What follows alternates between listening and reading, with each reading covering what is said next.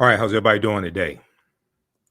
Hotep, hey, this is Michael Imhotep, founder of the African History Network, host of the African History Network show. It is Monday, December 25th, 2023, and we are live. So I'm a talk show host, researcher, lecturer, writer, and historian. So today's presentation, you've heard me talk about this topic in the past, but today's presentation, since this is the Christmas season and we just had the winter solstice, today we're going to discuss Christmas origins, the winter solstice, ancient Kemet, one of the original names for Egypt, pagan traditions, and astronomy. And we're going to get into what the winter solstice is and the connection between the winter solstice, which marks the first day of winter, usually falls on December 20th, December 21st, December 22nd, once in a while, December 23rd, and the origins of the celebration of Christmas and why Christmas is celebrated on December 25th.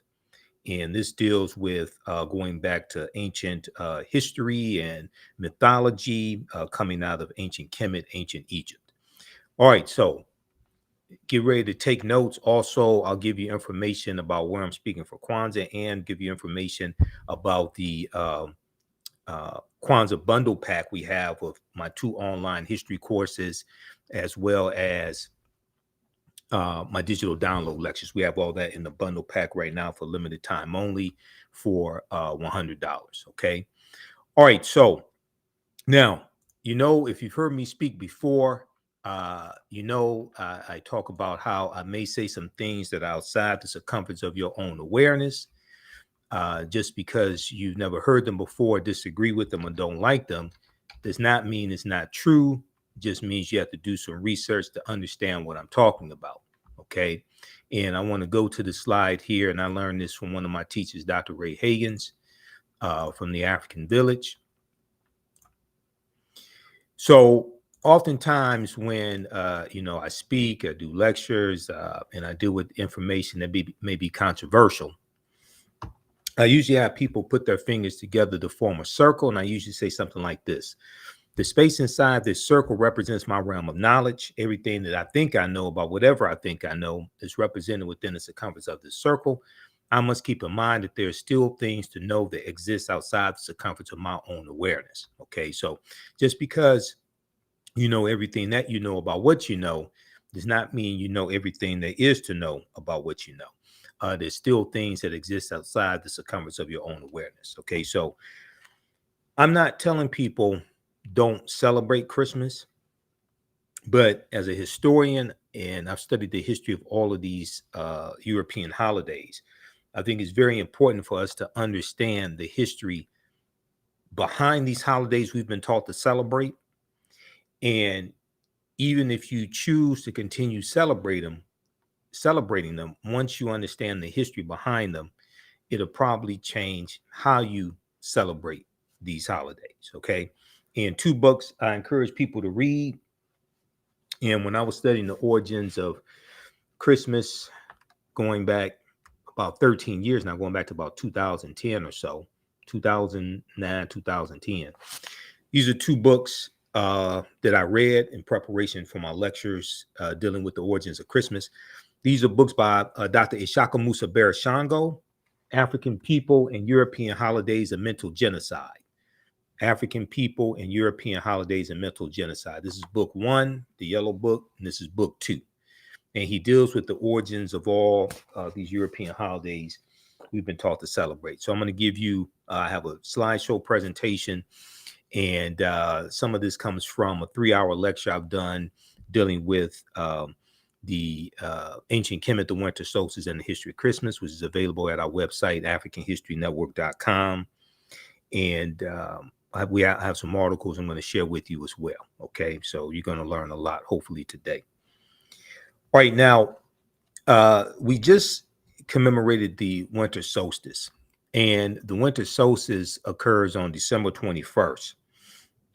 So we're dealing with the winter solstice. We're dealing with how it connects to ancient history as well. All right. Now, there's a good article dealing with the winter solstice from CNN.com.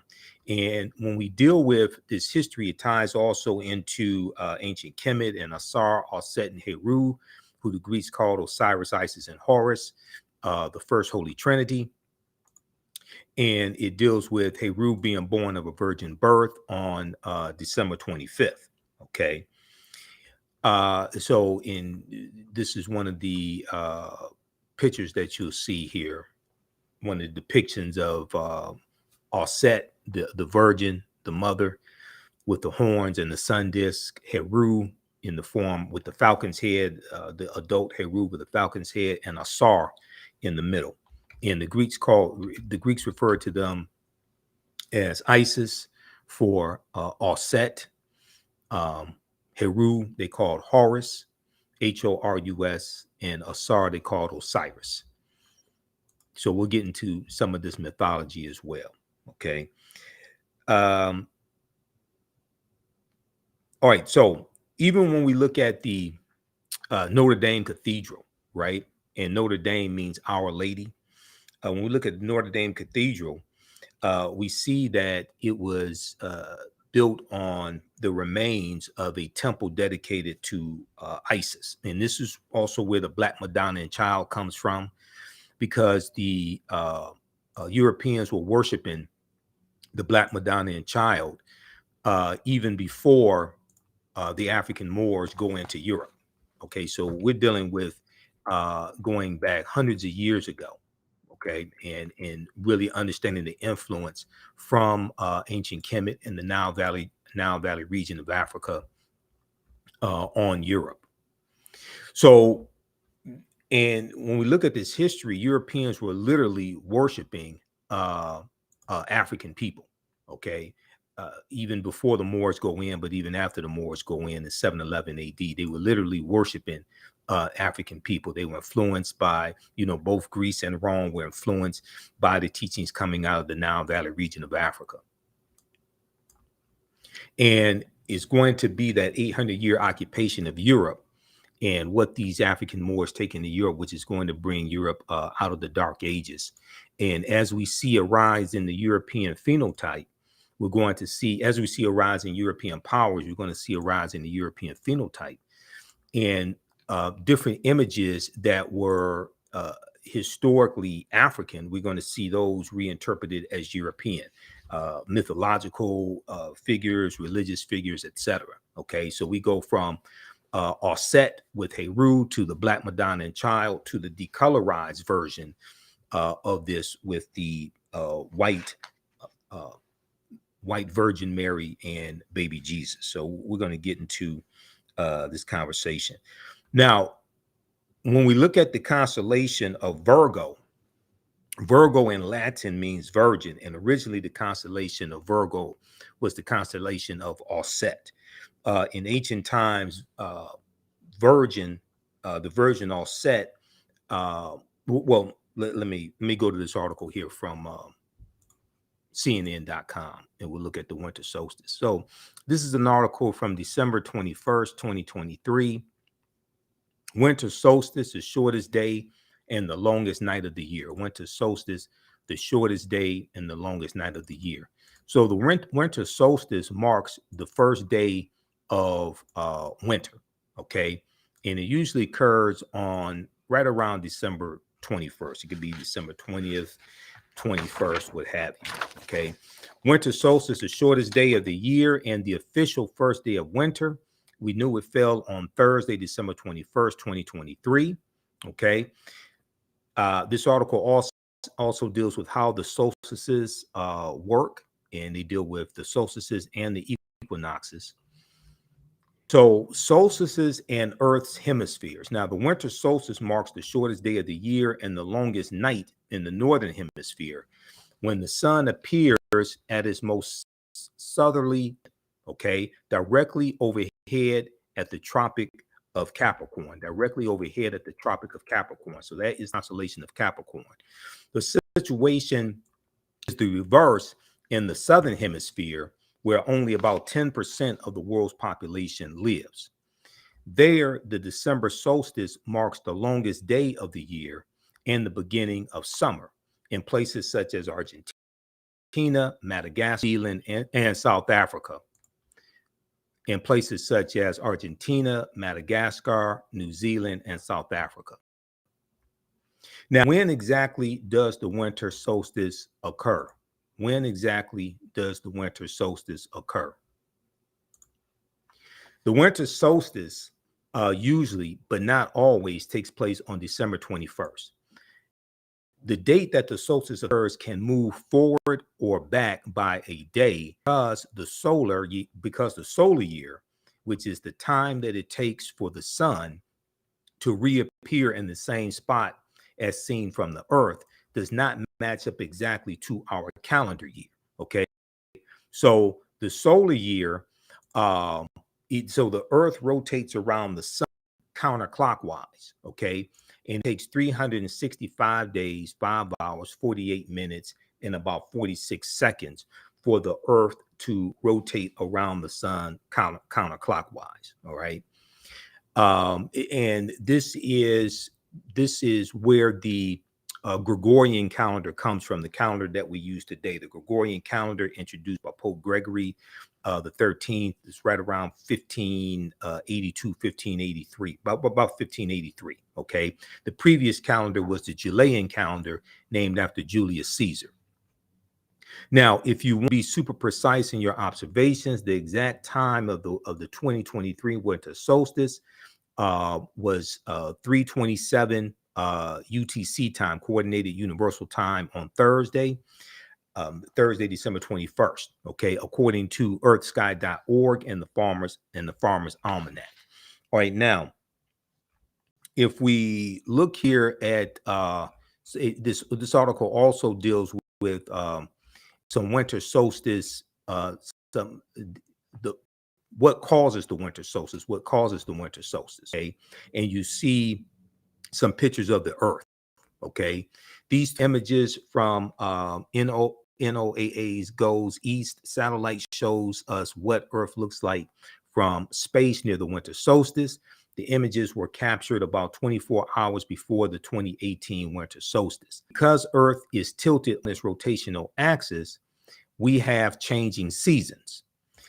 Because Earth is tilted on its rotational axis, we have changing seasons. As the planet moves around the sun, each hemisphere experiences winter away from the sun and summer when it's tilted toward the sun. Okay. And if we look here, I want to go to one of my slides and we'll come back to this. This deals with, I have a slide here dealing with the winter solstice also, which goes through and kind of demystifies it. This deals with what determines when Christmas is celebrated. What determines when Christmas is celebrated? How's everybody doing? Give us a thumbs up, give us a heart, give us a like on this broadcast. All right, now,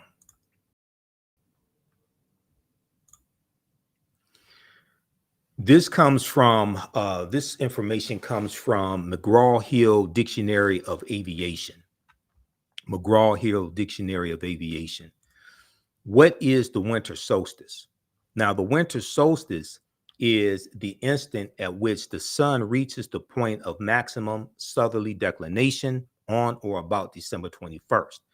A solstice, which occurs when the position of the earth is at the perihelion, or when it is nearest to the sun, but its north pole is inclined away from the sun. It occurs when there is winter in the northern hemisphere and summer in the southern hemisphere. Now, if we look at the etymology of the word solstice, S-O-L-S-T-I-C, the prefix sol, S-O-L, means sun, and that's Latin. The suffix stit, S-T-I-T, is the past participle of sister, okay, which basically means stand still. So the word solstice literally means sun stand still, okay? And we know from December 22nd, 23rd, 24th, the sun appears to stand still. And then on December 25th, there's more and more sunlight, and the sun moves 1 degree northward. There's more and more sunlight.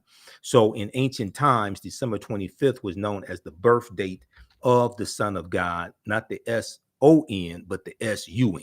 Okay. I'll give you some more information on that. All right, now let's continue here. And I have notes on this as well from previous presentations that I've done. So I'm going to refer to some of my notes also. So the solar year, Pope Gregory the 13th, 1582, the Gregorian calendar. If we look here, I want to go back to the article from CNN.com, okay, because they get into some ancient festivals as well. Okay, winter solstice traditions. Winter solstice traditions. It's no surprise many cultures and religions celebrate a holiday, whether it be Christmas, Hanukkah, Kwanzaa, or pagan festivals. And I'm going to break down what the word pagan actually means, because we've been taught that the word pagan is something negative and is oftentimes used in a negative pejorative way. But pagan in the original form is not something negative. That coincides with the return of longer days. Okay, it's no surprise many cultures and religions celebrate a holiday, whether it be Christmas, Hanukkah, Kwanzaa, or pagan festivals that coincides with the return of longer days. Ancient peoples whose survival depended on a precise knowledge of seasonal cycles marked the first day of winter with elaborate ceremonies and celebrations. Spiritually, these celebrations symbolize the opportunity for renewal. Spiritually, these celebrations symbolize the opportunity for renewal. Now, Maria Kennedy, assistant teaching professor in the Department of American Studies at Rutgers University, told CNN Travel in an email, Christmas takes many of its customs and probably its date on the calendar from the pagan Roman festivals Saturnalia and the Roman festival called the Kalends, Kalends, the Kalends. So if we look at these two festivals, and I deal with these in my lecture, especially the one dealing with ancient Kemet, the winter solstice, and the history. It's a 3-hour lecture available at our website, the African History Network, either on DVD or digital download format. The Roman festival of Saturnalia started on December 17th, and the festival of the Kalends, Kalends, okay, this started on January 1st, okay, said Professor Kennedy, who specializes in Christmas studies. Now, citing academic research, Professor Maria Kennedy said early founders of the Christian church condemned the practices of these holidays, but their popularity endured. Okay, the founders of the Christian church condemned the practices of these holidays, but their popularity endured. Now, Christian observance of Christmas eventually aligned around the sign in the calendar, even though there's no specific date in the Gospels for the birth of Jesus. Okay, so now this may go outside the circumference of some people's awareness. Okay, nowhere in the biblical text does it state that Yeshua or Jesus the Christ was born on December 25th. Okay, now we know it was Yeshua before Jesus because the letter J was not created till 1630 AD. The letter J is derived from the letter I. So in my classes, like my class, Ancient Kemet,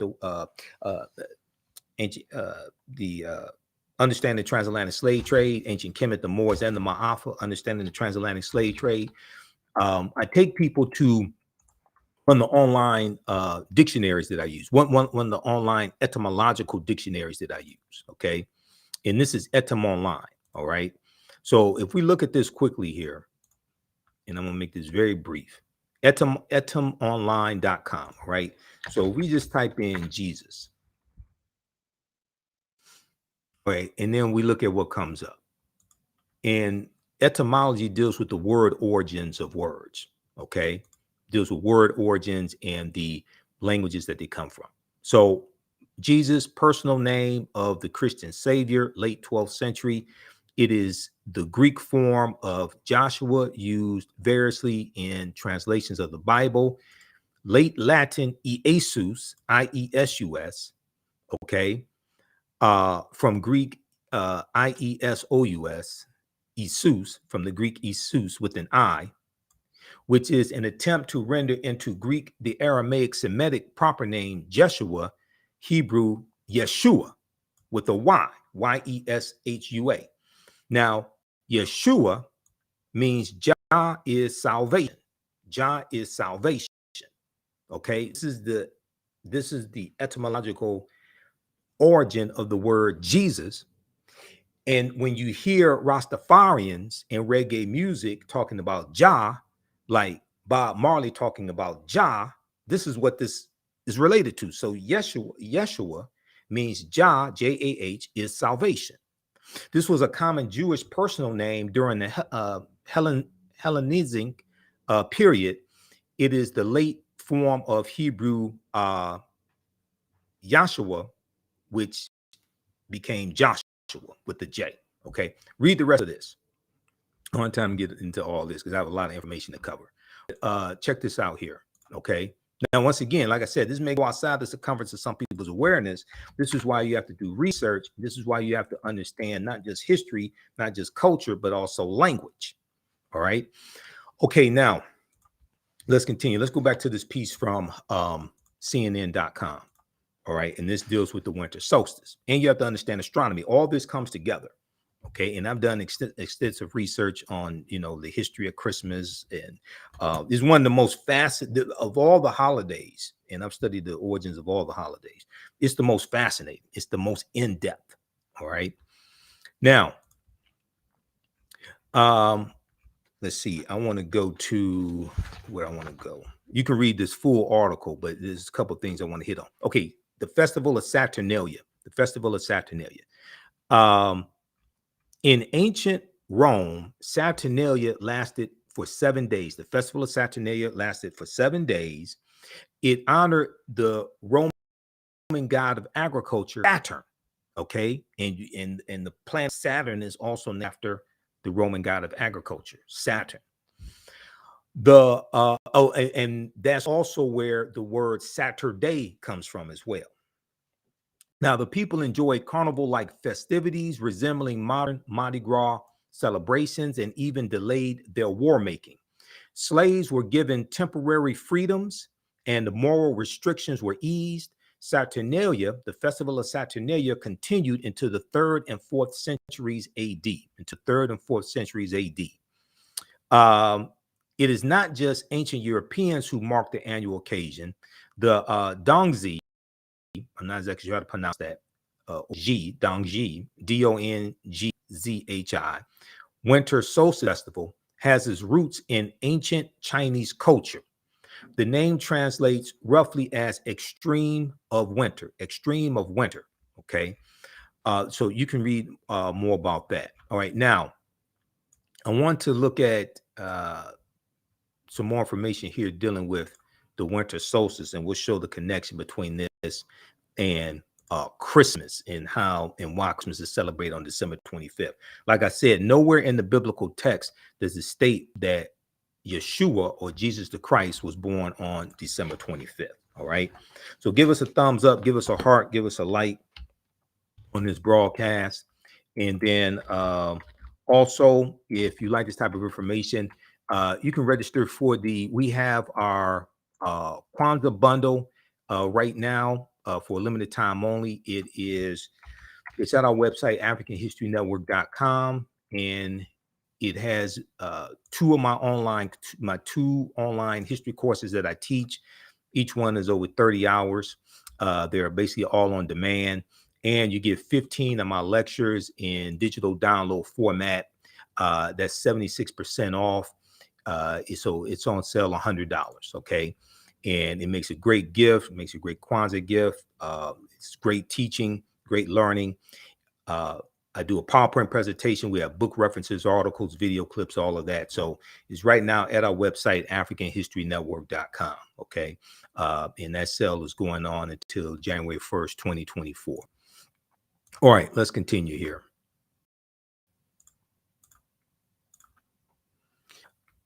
There's an article from History.com, the official website of the History Channel, that deals with the winter solstice as well.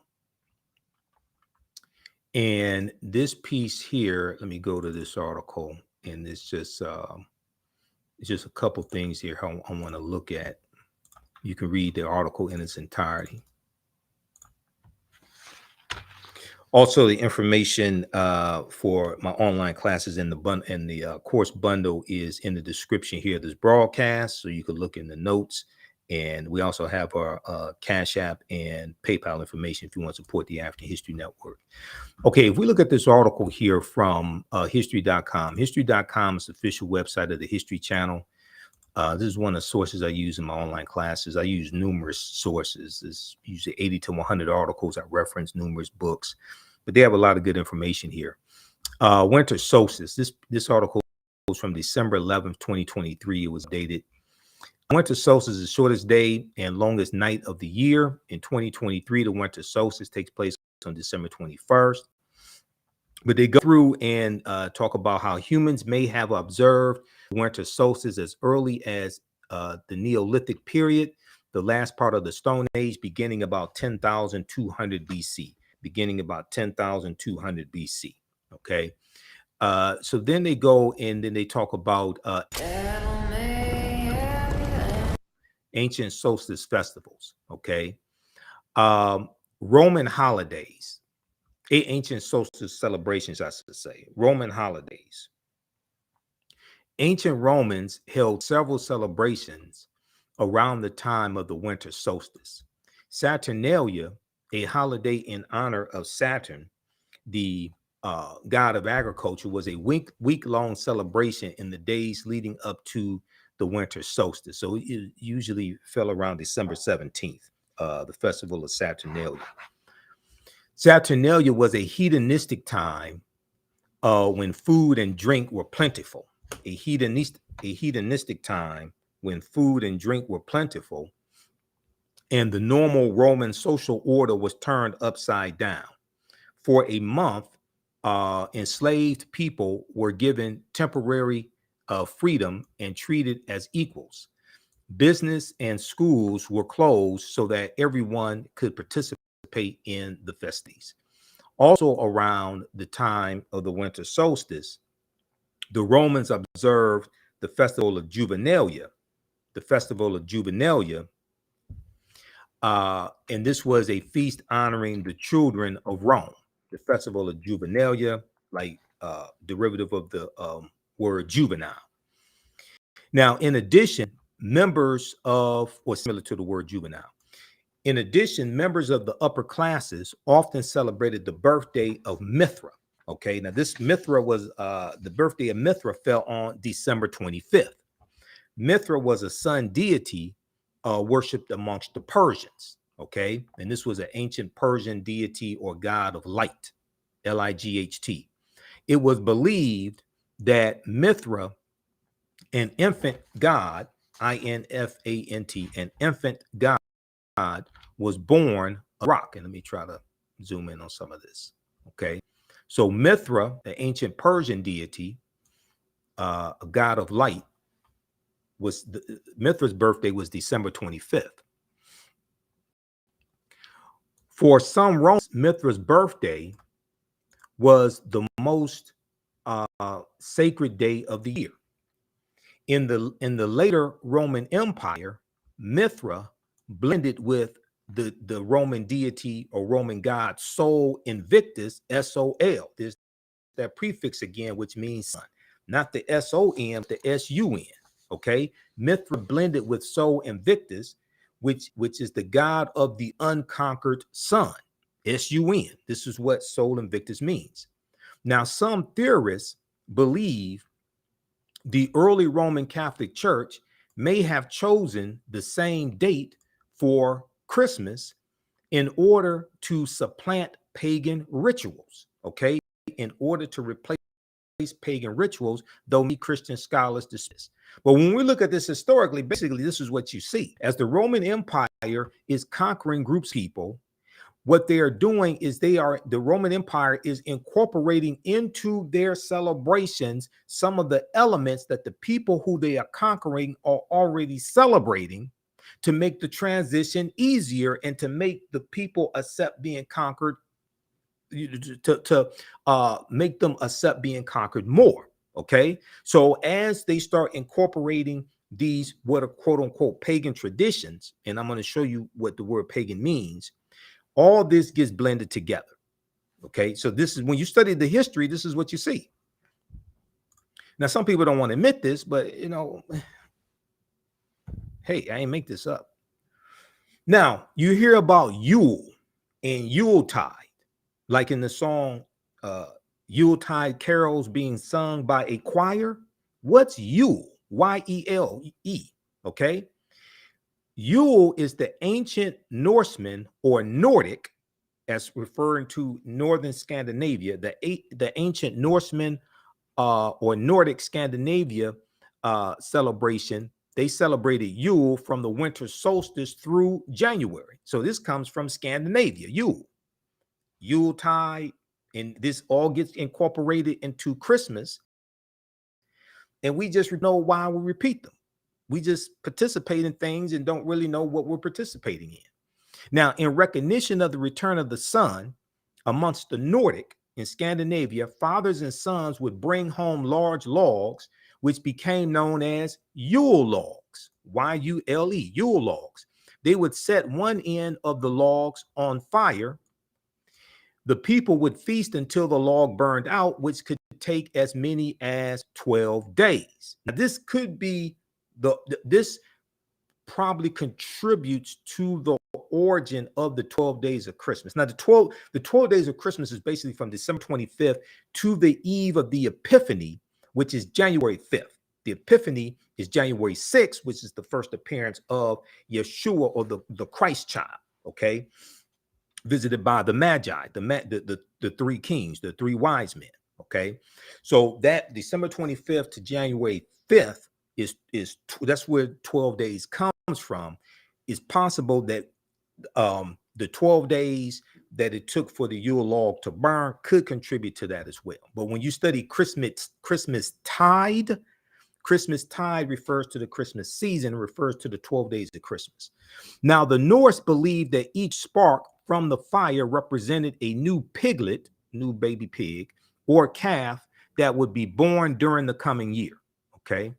All right. So read the rest of this also. It's a fascinating article, deals with a lot of history. And one of the good things about studying the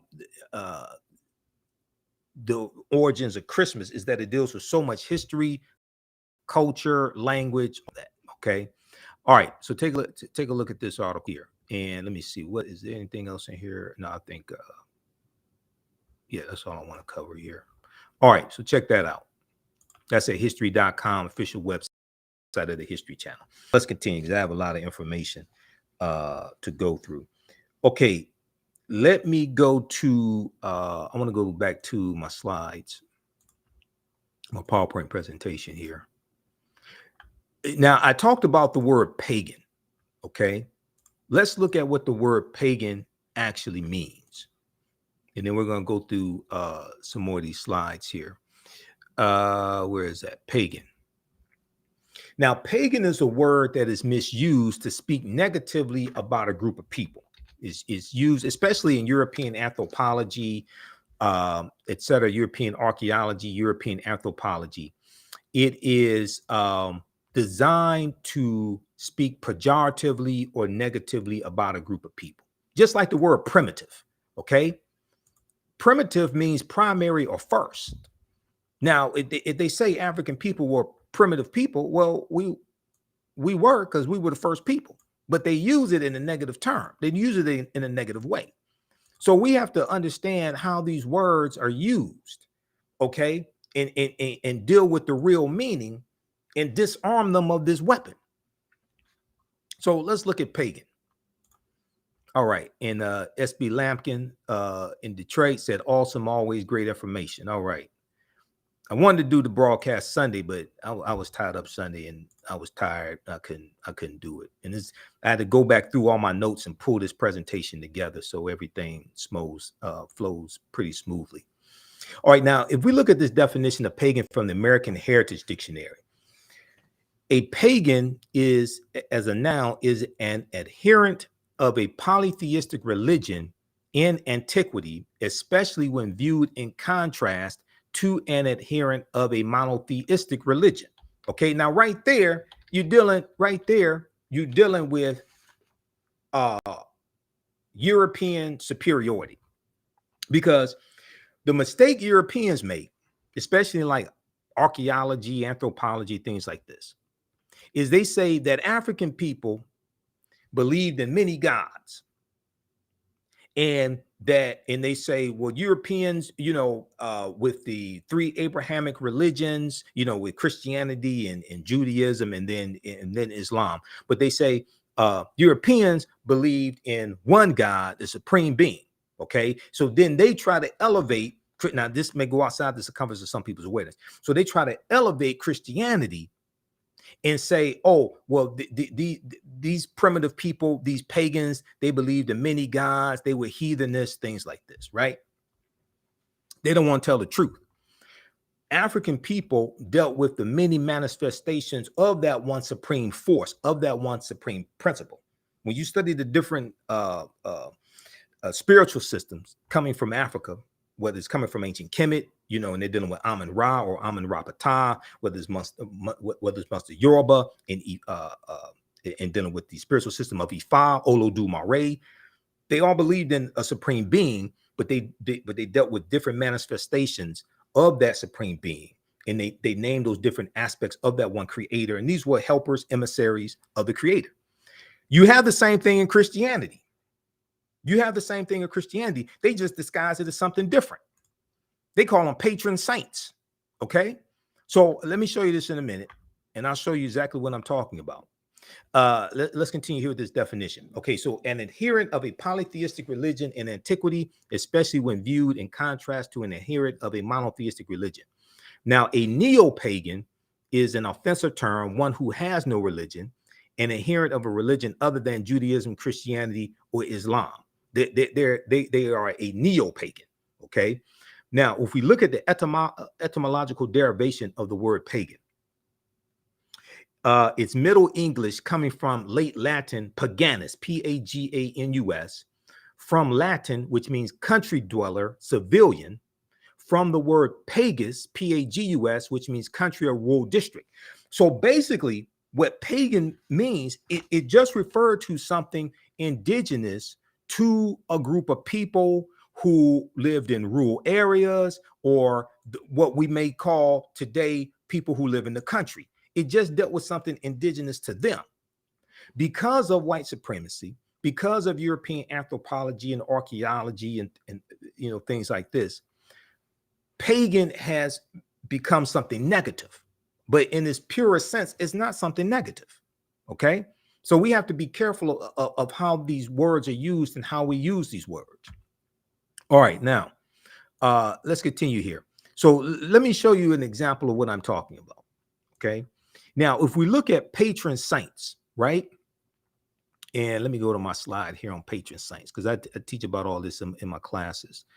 Where is my patron saint slide? Okay, we got Bishop Nicholas. Okay. What is a patron saint? Now, we look at the Britannica Concise Encyclopedia. You can also go to Britannica.com. Britannica.com. I have a subscription to Britannica. I have subscriptions to so many things. Washington Post, New York Times, pay National Geographic $25 a month, Time Magazine, Atlanta Journal-Constitution, $10, Britannica.com, $8.99 a month. I monitor about 35 different news sources on a daily basis. And a lot of this stuff I have to pay for, because once you read like 3, 4, 5 articles in a month, the paywall comes up. You have to pay for all that stuff. A patron saint is a saint to whose protection and intercession a person, society, church, place, profession, or activity is dedicated. This is a patron saint. The choice is usually made on the basis of some real or presumed relationship. For example, St. Patrick is the patron saint of Ireland because St. Patrick, who was a former British slave and who was, now this may go outside the circumference of some people's awareness. St. Patrick was a mass murderer for the Christian church because St. Patrick killed thousands of Druids to force Christianity on the people of Ireland. And when I do my presentation dealing with the history of St. Patrick's Day, we get deep into this. So St. Patrick is a patron saint of Ireland because he is credited with introducing Christianity there. Now, Patrick was British, okay, because Britain, this is before you have England, okay. England doesn't come about to about 11th century AD, something like that. This is 432 Common Era AD when Pope Celestine I sends a British slave named Patrick into Ireland, and what we would call the area we would call Britain was under the control of the Roman Empire at this time, because this is before the fall of the Roman Empire. This is before the fall of the western portion of the Roman Empire in 476 AD, when it gets crushed by the Vandals and the Visigoths, which then pushes Europe into what we call the Dark Ages. And we know it's going to be the Africans, the African Moors, led by Tariq ibn Ziyad in 711 AD, when they go into the Iberian Peninsula, today known as Spain and Portugal. The teachings that they take from the Nile Valley region of Africa, especially ancient Kemet, are going to bring Europe out of the Dark Ages. And then the next age that Europe goes into is called the Renaissance age. It's an age of enlightenment, L-I-G-H-T, enlightenment. Light is associated with knowledge, okay? All right, now,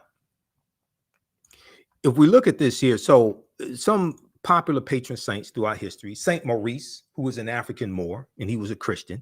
Saint Maurice was the patron saint of Germany. Saint Patrick, patron saint of Ireland. Saint Nicholas, the real Saint Nicholas, who had the little children, who Santa Claus is named after, okay, because Santa Claus means Saint Nicholas, and Santa Claus comes from the Dutch religious figure called Sinterklaas, and Sinterklaas is Dutch for Saint Nicholas.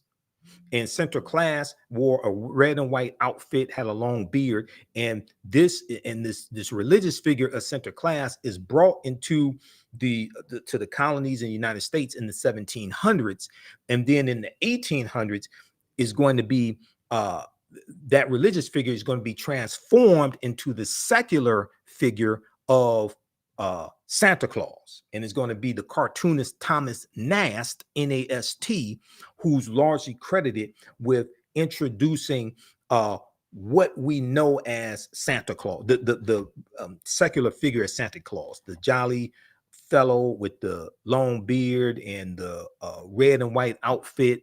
Okay, that's credited to Thomas Nast. Also, Sinterklaas had a sidekick named Joie de Piet, which means Black Pete, and Joie de Piet was a Moor. We'll talk about that in a few minutes, okay? One thing at a time. All right, now, so let's go back to patron saint, okay? So the patron saint, and let me go back to the patron saint slide. Where is that? There's so many slides here. Hold on. Okay, here we go. Saint Nicholas is the patron saint of Amsterdam in Russia. Saint Benedict the Moor, patron saint of Palermo and San Fratello, Sicily. He was also called Il Moro, which is Italian for dark skin. He's also called the African and the Black. Okay, so that just gives you some information, background information on patron saints. Now, if we look at this right here, I want to go to page 168 of Nile Valley Contributions to Civilization by my friend Tony Browder. Okay, let's look at this, because what we're going to see is we're going to see how the Neteru, which are the deities in the spiritual system coming out of ancient Kemet, ancient Egypt, and these are the different manifestations of that one supreme principle, okay, of that one supreme deity, Amun Ra, Amun Ra Patal, whatever it is. We're going to see these different manifestations, okay? So, and I'm going to show you, I'm going to zoom in on this also. Okay, how's everybody doing? Give us a thumbs up, give us a heart, give us a like on this broadcast. Also, if you want to support the African History Network, $ the AHN show through Cash App, $ the AHN show through Cash App. Also through PayPal, paypal.me/the AHN show. That helps us keep doing the research, stay on the air, keep broadcasting, pay for a lot of these services that I use, etc. And be sure to register for you can order my bundle pack. We have our Kwanzaa bundle pack right now, 76% off. You get my 2 online history courses. These are extensive history courses, over 30 hours in both classes. Ancient Kemet, the Moors, and the Maafa, understanding the transatlantic slave trade, what they didn't teach you in school, and Black resistance movements from the Haitian Revolution, U.S. Civil War, Civil Rights Movement, and Black Power Movement, 1800 to 1968. All right, I put together both of these curriculums, and you get 15 of my lectures in digital download format. That's on now for $100. That's 76% off. All right, let's continue here.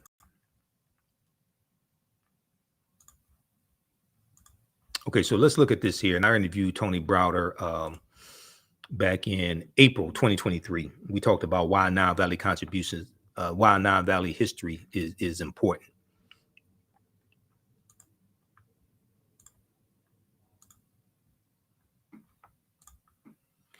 Okay, this comes from page 168 of Nile Valley Contributions to Civilization. And it deals with Dahuti, who the Greeks called Thoth. Okay. And Dahuti, I'm going to blow this up here. Dahuti, let's look at this one right here. We're going to look at Dahuti. We'll look at Hermes amongst the Greeks and Mercury amongst the Romans. All right. Now, over on my left, it gives a breakdown of these 3 deities that we see. And it says Dahuti, D-J-H-U-T-I, D-J-H-U-I-T-I. Dahuti, the netter of science, writing, measurement, divine articulation of speech, and medicine, holds in his hands 2 staffs with entwined snakes. 2 staffs with entwined snakes. One serpent wears the crown of Upper Kemet or Upper Egypt. The other wears the crown of Lower Kemet or Lower Egypt. Dahuti was referred to as Thoth by the Greeks, T-H-O-T-H, Thoth by the Greeks. So if we look here, we see now Dahuti is a deity with the head of an ibis, okay, which is a bird, an ibis. We see Dahuti has 2 staffs. There's a snake wrapped around each staff, okay? Dahuti is also holding an ankh, which is the African symbol for eternal life, all right? Now, the next deity, or next what Europeans call a god with a small g, is Hermes. Hermes, H-E-R-M-E-S, was the Greek equivalent of Dahuti. He is shown carrying a staff which has 2 entwined snakes, one staff with 2 snakes wrapped around it. Okay. It was called the staff of Hermes, the staff of Hermes. In Greek mythology, Hermes was associated with wisdom, and the Hermetic sciences were named in his honor. Now, and then when you study the origins of Freemasonry, you see that the 42 books of Hermes were essential to Freemasonry as well. Okay. Now, so we look here at this image here of Hermes in the middle. He has Hermes has one staff with 2 entwined snakes. Okay. He's shown carrying a staff which has 2 entwined snakes. Now, the next deity is the Roman deity of Mercury, the Roman deity of Mercury. And we see, Mercury, like when you watch the old Hercules cartoon, and you have Mercury, and different mythological renderings of Mercury. See Mercury with the wings on his feet, right? So Mercury is it says Greek, but Mercury is actually Roman. Mercury is the Roman version of Hermes and Tahuti, and he is similar in all aspects. The staff that Mercury carries is called the caduceus, and it has been adopted as the universal symbol of medicine. So you see, when you go study this, you're going to see how the deities, the Neteru, these different manifestations of the one supreme force, are going to influence the deities in Greece as well as Rome. Okay. Now, this book here, let's see. This book here breaks down different deities in it. Okay. Now, this is Ancient Egypt by Lorna Oakes and Lucia Gallen. Okay. And I use this in the class also sometimes. It's a good book. It's written from a more European perspective, but you can get your feet wet because it's full color. It has all this stuff from ancient Kemet in it. Okay.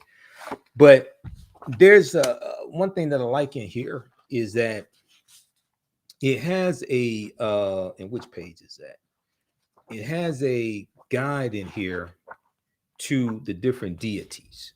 Now, it's from a European perspective, the deities, because they have the Greek names for most of them. But what the hell? I thought I had it dog eared. Where is that? Hold on, let me find that.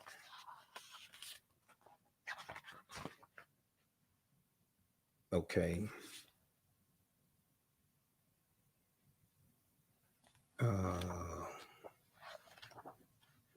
Just a second here. I got a number of pages dog eared. Where is that? Okay, so they, like, for instance, they show the tomb of Nefertari.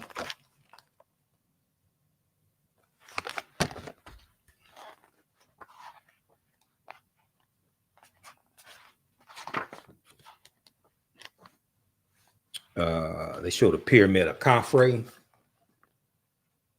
All this. This book was $9.99 when I bought it back in 2009. I don't know if it's in print or out of print right now. But where is that? That is. Let me look in there. Let me see if I can find it in the table of contents, because there's a good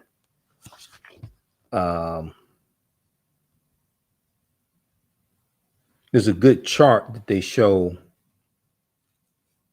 Oh, I think it's page 266. There's a good chart that they show of all the deities. Well, not all the deities, but a lot of them.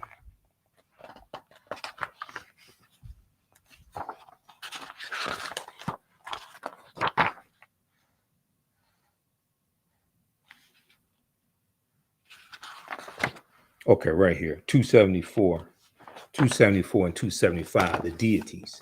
Now, they should call them the Neteru, but they refer to them as deities. But it goes through and it shows the different aspects of them, okay, of these different deities. All right. And it shows Ma'at, the deity Ma'at, who's the personification of truth, justice, righteousness, harmony, balance, order, and reciprocity. So you deal with the 7 virtues of Ma'at. So it's a good reference. The book is a good reference.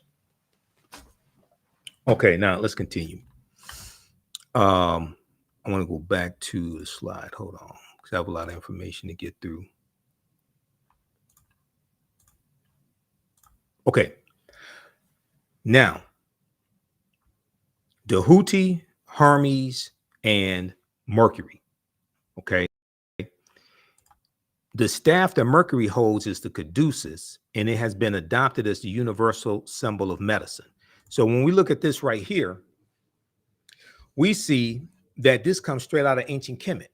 When you see the caduceus, and we look at this one right here, Arizona Latin American Medical Association, you see a staff with two snakes wrapped around it, and the wings of, that's probably the wings of Ra, okay? The sun deity Ra. That's straight out of ancient Africa. Europeans did not create that. That's straight out of ancient Kemet. That's straight out of the Nile Valley region of Africa. So we have to become history detectives because there's symbols of Africa all around us. But if we've been stripped of that collective memory, then we don't understand this. Okay. So we have to remember, we have to, just like the 13 pieces of Asar's body, after Asar was cut up by his brother Set, the 13 pieces of Asar's body were put back together by Set, okay, his wife. And the 14th piece was missing. That is the Tekken. That's where you get the Tekken from, which is the Washington Monument. And I got a picture of a Tekken in here somewhere in this presentation. I may have to go to my other presentation here dealing with one from Understanding Transatlantic Slave Trade. But this is where the Tekken comes from, which is an ancient African symbol of resurrection coming from the story of Asar, Set, and Heru. All right, this right here. Let me see. Let's drop this in because this should be part of this presentation. And what I'm going to do, hold on.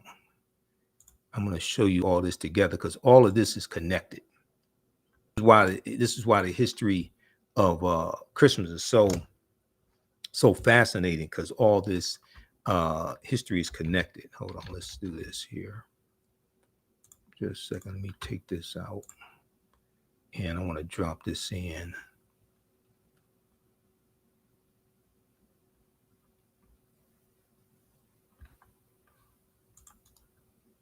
Okay, let me drop this in here. So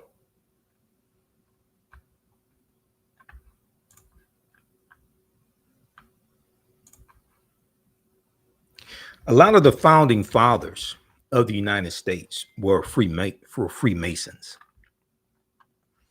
We know 50 of the 56 signers of the Declaration of Independence were Freemasons.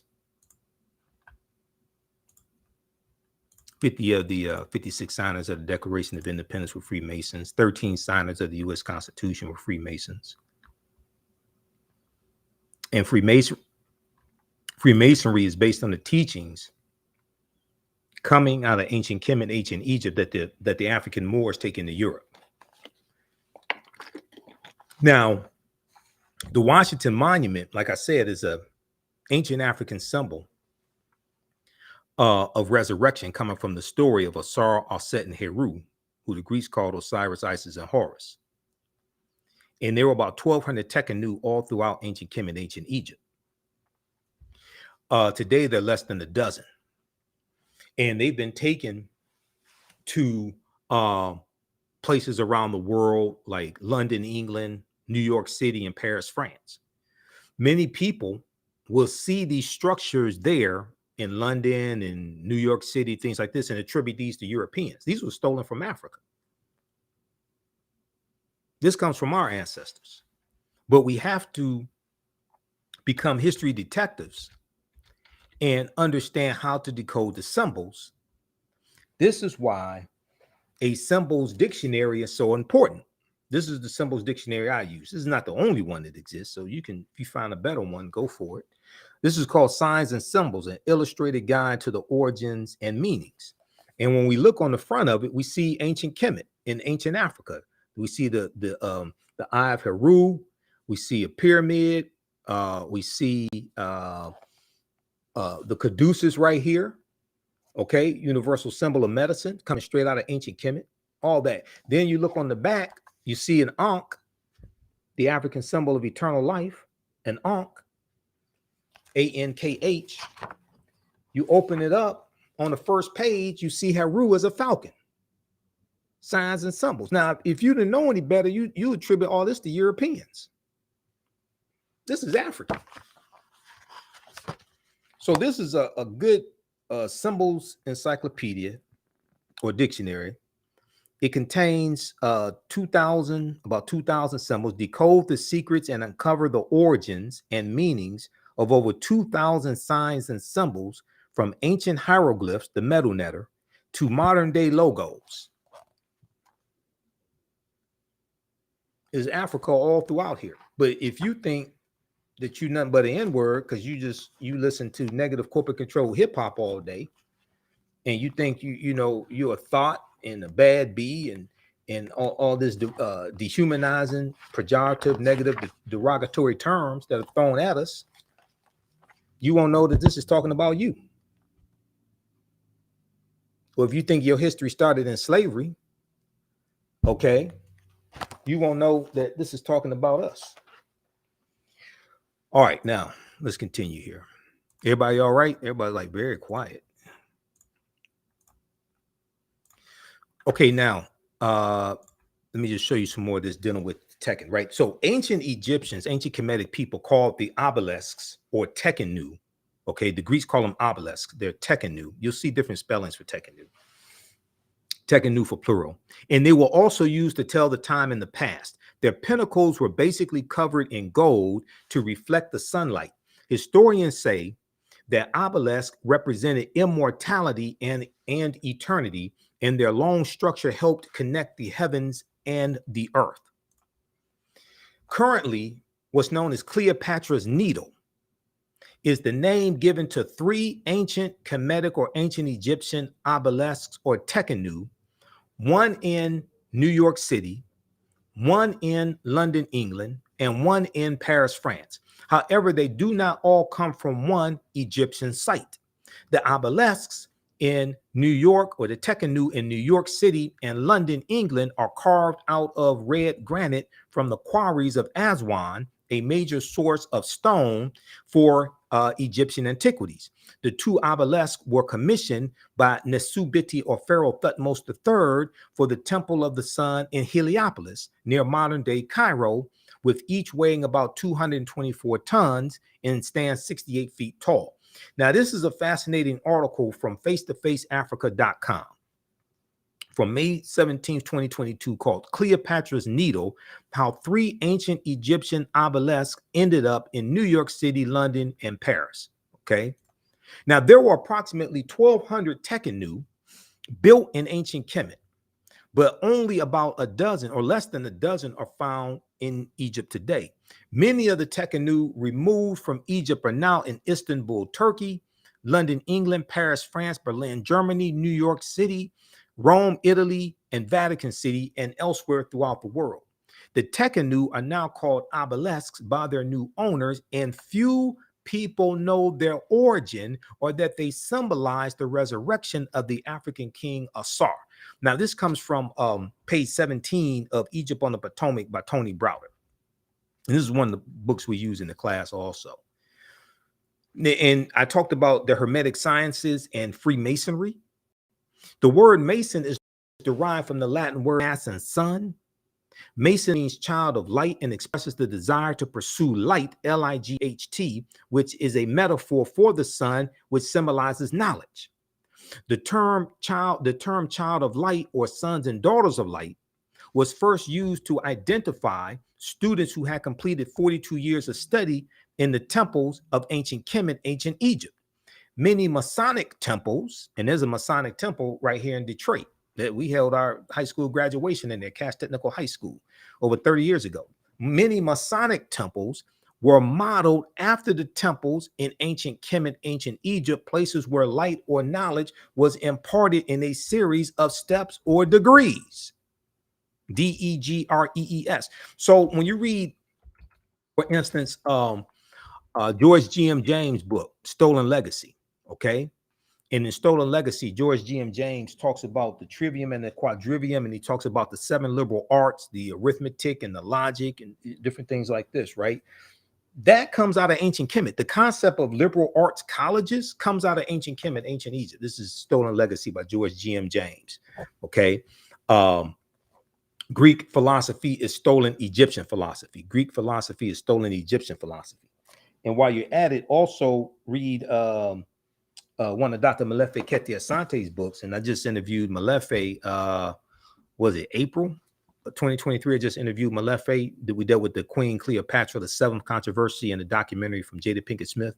The Egyptian philosophers, ancient African voices from Imhotep to Akhenaten. This is before the Greek philosophers, okay? They deal with ancient Kemetic philosophers before the Egyptian philosophers. Before Aristotle, Socrates, Plato, all those Anaximander, all those Greek philosophers. All right, let's continue here. So this is page 18 and 32 of Egypt on the Potomac. Now, Masonic temples are considered houses of light or temples of learning. The term Mason, child of light, is a direct reference to the highest degree of the Kemetic education system. The 33 degrees of instruction within Freemasonry represent a fraction of the 360 degrees of instruction that comprise the ancient Kemetic system of education. Yet with less than 10% of the wisdom of our ancient African ancestors. Freemasons have held positions of influence and power throughout the world for over 200 years. This is page 33 of Egypt on the Potomac by Tony Browder. Okay. All right. Now, so when we look at, we talked about the Houthi. Now, this relates to Christianity. How does it relate to Christianity? Well, I'm glad you asked. Page 95 of Nile Valley Contributions to Civilization. Browder talks about how the story of Asar, Aset, and Heru being born of a virgin birth on December 25th, is the first story in the recorded history of man of a holy royal family, or the Trinity. The Immaculate Conception, the virgin birth, and the resurrection. Okay? Evidence of this Trinity is known to have existed in ancient Nubia or Ta-Nehisi, and Nubia is the mother of ancient Kemet, as late as 3,300 BCE, before the Common Era or before the Christian Era, as late as 3,300 BCE, which means it existed before then. We're talking about over 5,000 years ago. That you have this Trinity carved on the walls of the temples of Luxor around 1380 BCE, before the Common Era or before the Christian Era, are the scenes that depict the following. Now, some of this may go outside the circumference of some people's awareness. Just because you never heard it before, disagree with it, or don't like it, does not mean it's not true. It just means you may have to do some more research to understand what I'm talking about. Okay? Let's look at this. The Annunciation. Okay, so the drawing in the bottom, my bottom left-hand corner, number 1. The Annunciation. The Neter Dehuti, who I just showed you the depiction of the Houthi with the 2 staffs and the snake wrapped around each staff. Okay, the Neter Dehuti is shown announcing to the virgin Aset, who the Greeks called Isis, the coming forth of their son Heru. Now, this is known as the Annunciation. Number 2, the Immaculate Conception. So the second diagram, the second sketch down there. The Neter Neph, Kneph, who represents the Holy Ghost, and the Neter Het Heru, who the Greeks called Hathor, are symbolically impregnating Aset, who the Greeks called Isis, by holding Ankhs, which is the African symbol of life, to the nostrils of the Virgin Mother to be. This is the Immaculate Conception. 3, at the top here, the virgin birth. Aset is shown sitting on the birthing stool, and the newborn child, Heru, is attended by midwives. Number 4, the Adoration. The newborn Heru is portrayed receiving gifts from the 3 kings or magi while being adored by a host of gods and men. Now, this These are ancient stories going back thousands of years, long before Christianity was created. This is where this stuff comes from. Now, in the Christian story, it is the angel Gabriel, the messenger angel Gabriel, that delivers to the message to the Virgin Mary that she is going to give birth to Jesus, or Yeshua, because letter J didn't exist till 1630 AD. Even when you look at the Holy Quran, in the Quran, the prophet's name is Isa with an I. Why? Because when the Quran was written, the letter J didn't exist. So now some people may say, well, our pastors don't know this. Don't be so sure. Okay. I'm not trying to start a fight. But ministers and pastors, when they go through the seminary, they take at least one class in what's called comparative religions. Okay. Well, how do we know? Well, there's a very famous pastor that everybody talks about, right? That actually wrote a paper about this. Okay. Who am I talking about? Did you know in 1949, Dr. Martin Luther King Jr. when he was at Crozer Theological Seminary, he actually wrote a paper dealing with the influence of the mystery religions on Christianity. Well, I never heard anything about that. They didn't talk about that during Dr. King Day. Well, you're going to the wrong people. Because when I do my, number one, I don't get asked to speak at a lot of Dr. King Day celebrations because I talk about the revolutionary Dr. King. I talk about the Dr. King that owned guns until Bayard Rustin convinced him to get rid of his guns. Okay, so I talk about the revolutionary Dr. King, but I talk about this on Dr. King Day. Now, this is from the King Institute at Stanford.com. Sorry, Stanford.edu. The King Institute at Stanford.edu. All right. And I learned this from one of my teachers, Dr. Ray Hagins, years ago. Dr. Ray Hagins did a broadcast where he talked about this. Now, this is by Dr. Martin Luther King Jr. He wrote this between November 29th, 1949 to February 15th, 1950. He was at Crozer Theological Seminary in Boston, Massachusetts. Dr. King wrote a paper called The Influence of the Mystery Religions on Christianity. Okay, now I'm not going to go through the whole thing. You can go through and read this, but here's what I want to focus on. He talks about the influence of Osiris and Isis. Let me scroll down to this. He talks about the influence of Osiris. He talks about Adonis. This is another crucified savior, Adonis. So, like you read the books, the Christianity Before Christ by Dr. John G. Jackson, The World's 16 Crucified Saviors by Kersey Graves, you start realizing there's a whole lot of stuff we weren't taught. Okay. So let's look at this here. This is Dr. Martin Luther King Jr. that Republicans love to quote. We don't want to talk about any of this stuff. Dr. King said the Egyptian mysteries of Isis and Osiris exerted considerable influence upon early Christianity. These two great Egyptian deities whose worship passed into Europe were revered not only in Rome, but in many other centers where Christian communities were growing up. Osiris and Isis, so the legend runs, were at the same time brother and sister, husband and wife. And that's true, coming from the mythology.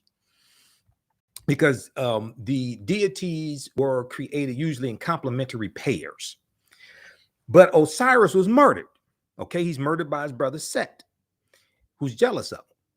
His coffined body being thrown into the Nile, and shortly afterwards, the widowed and exiled Isis gave birth to a son, Horus. Okay, the Greeks called him Horus. His name was Heru.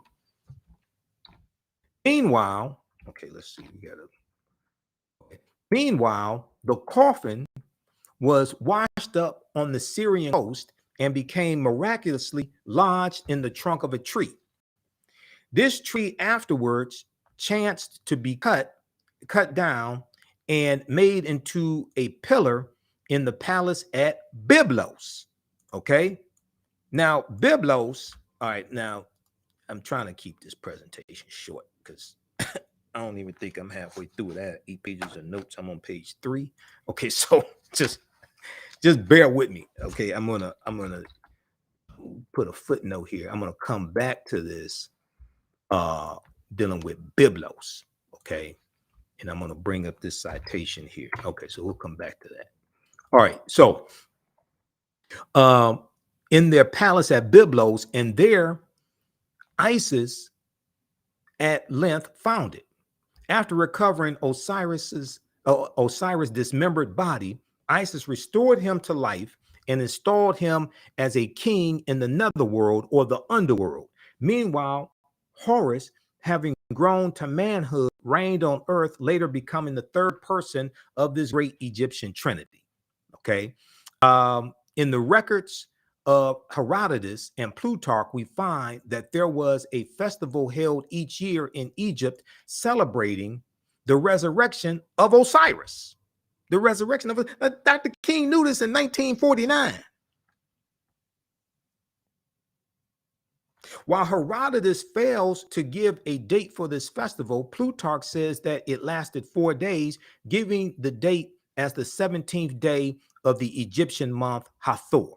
Okay, the 17th day of the Egyptian month Hathor, which according to the Alexandria calendar used by him corresponded to November 13th. Other Egyptian records speak of another feast in honor of all the dead when such lamps were lit, which was held about November 8th. Okay, it is interesting to note that the Christian feast of All Souls or All Souls Day in honor of the dead likewise falls at the beginning of November, and in many countries lamps and candles are burned all night on that occasion. There seems little doubt that this custom was identical with the Egyptian festival in ancient Kemet amongst African ancestors. The festival of All Saints, which is held one day before that of All Souls Day or All Souls, is probably identical with it in origin. This still stands as a festival in the Christian calendar, and thus Christians unconsciously perpetuate the worship of Osiris in modern times. This is Dr. Martin Luther King Jr. I'm trying to tell y'all. See, we've been lied to about Dr. King. I mean, you read Dr. King's writings. This brother was a revolutionary. Okay, you read Dr. King's last book. Where do we go from here? Chaos or Community. Well, this is his first book right here, Stride Toward Freedom. Stride Toward Freedom deals with a history of the Montgomery bus boycott. This is his first book. This book came out in 1950. It was 1958 because that's when he got stabbed with a letter opener by Izola Ware Curry, is a deranged black woman who stabbed him in the chest with a letter opener. He almost died. And it was 2 police officers that rendered him aid before EMS got there that saved his life. 1 African-American police officer, 1 white police officer. Okay. And then we have, let me see, where's this right here. Where do we go from here? Chaos or Community, 1967. This is Dr. King's last book. Dr. King wrote 5 books. Where do we go from here? Chaos or Community?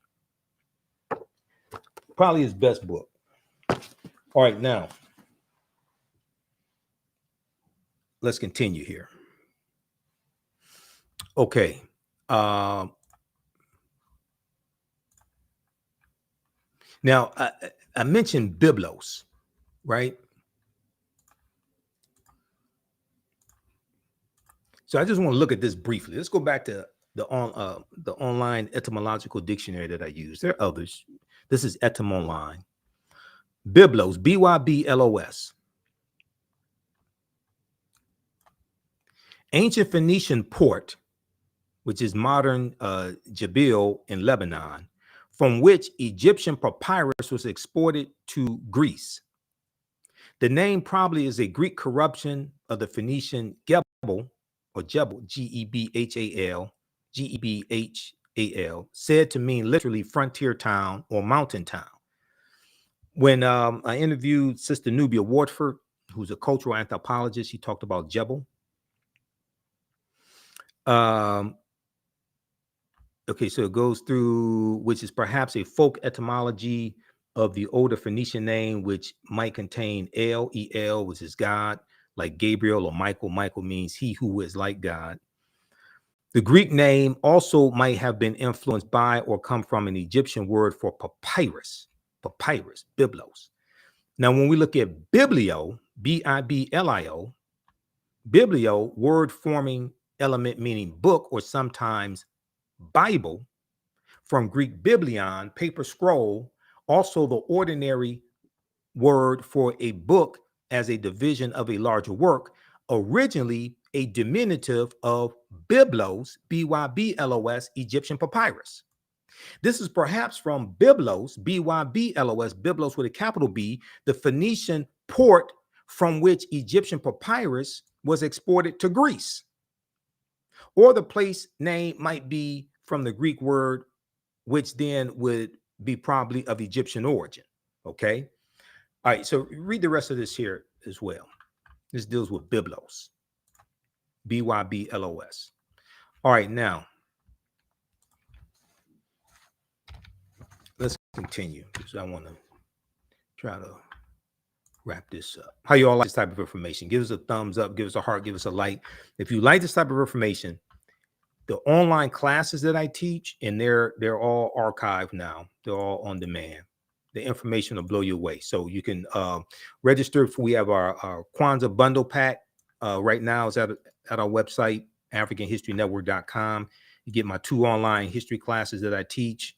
It's over 30 hours of content in those classes, and 15 of my lectures in digital download format. That's all on sale for $100. That's 76% off.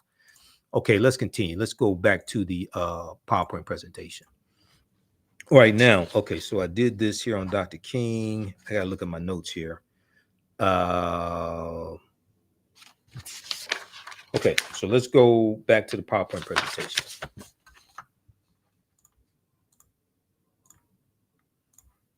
All right, now we're going to go to, I'm going to go through this stuff step by step.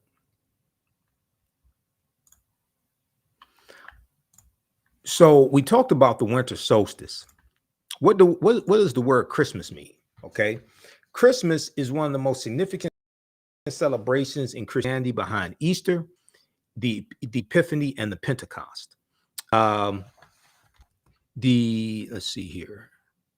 Christmas is a Christian feast commemorating the birth of Yeshua or Jesus, December 25th, the day on which this feast is celebrated. Also, you'll see the term Christmas tide. I'll come to that in just a minute. Now, the word Christmas came about right about 1050 AD. Comes from the word Christus Mass, which means the festival of Christ, or it can mean the Mass of Christ. The Mass of Christ, MASS. Now, what is Christmas tide? Okay, we hear this term Christmas tide. The official Christmas season is known as Christmas tide, or the 12 days of Christmas. It's actually from December 20, was really,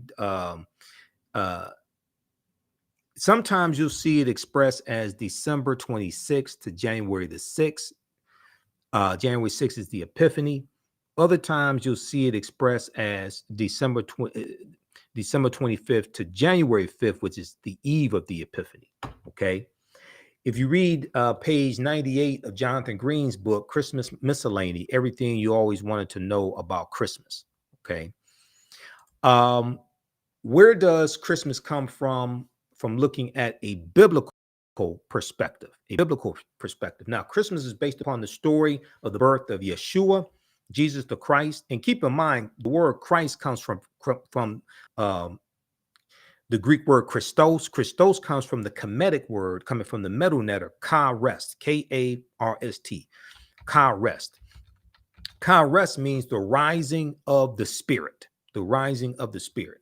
Now, Christmas is based upon the story of the birth of Yeshua, according to the gospel, according to Matthew 1:18 through 2:21, and the gospel of Luke, Luke 1:26 through 1:56. What most people don't know is that nowhere in the biblical text does it mention the celebration of Christmas or that Jesus was born on December 25th or Yeshua. We talked about Yule and Yuletide. Yule celebrated in Scandinavia amongst the Nordic from December 21st through the end of January. You also have the when we look at these pre-Christian origins of Christmas, okay, you have a festival of Odin, Oden, Odin, who is the father of Thor, okay, and that comes from Scandinavian mythology. Incidentally, um, Thursday is named after Thor. Thursday, when you study the origins of the days of the week, some of them go back to Scandinavian mythology. Thursday is named after Thor. It's known as Thor's Day. Wednesday was known as Woden's Day, coming from Odin. Friday is coming from Freya, who was the wife of Odin. And then when you look at the fear of Friday the 13th, right? Frigatriskaidekaphobia, the fear of Friday the 13th, that comes from the prefix Freya. So when we look at like the origins of the days of the week, you see mythology woven into that, okay? And it's in one of my the other presentation, that Frigatriskaidekaphobia. You familiar with that term? I do a whole presentation dealing with why Friday the 13th is an unlucky number. And actually here, if we look, let me just copy this and we'll just put it in here. I'll show you this here. This is why it's important to have a prodigious vocabulary, because when you can understand more complex words, then they deal with other complex subjects. So let's look at this right here.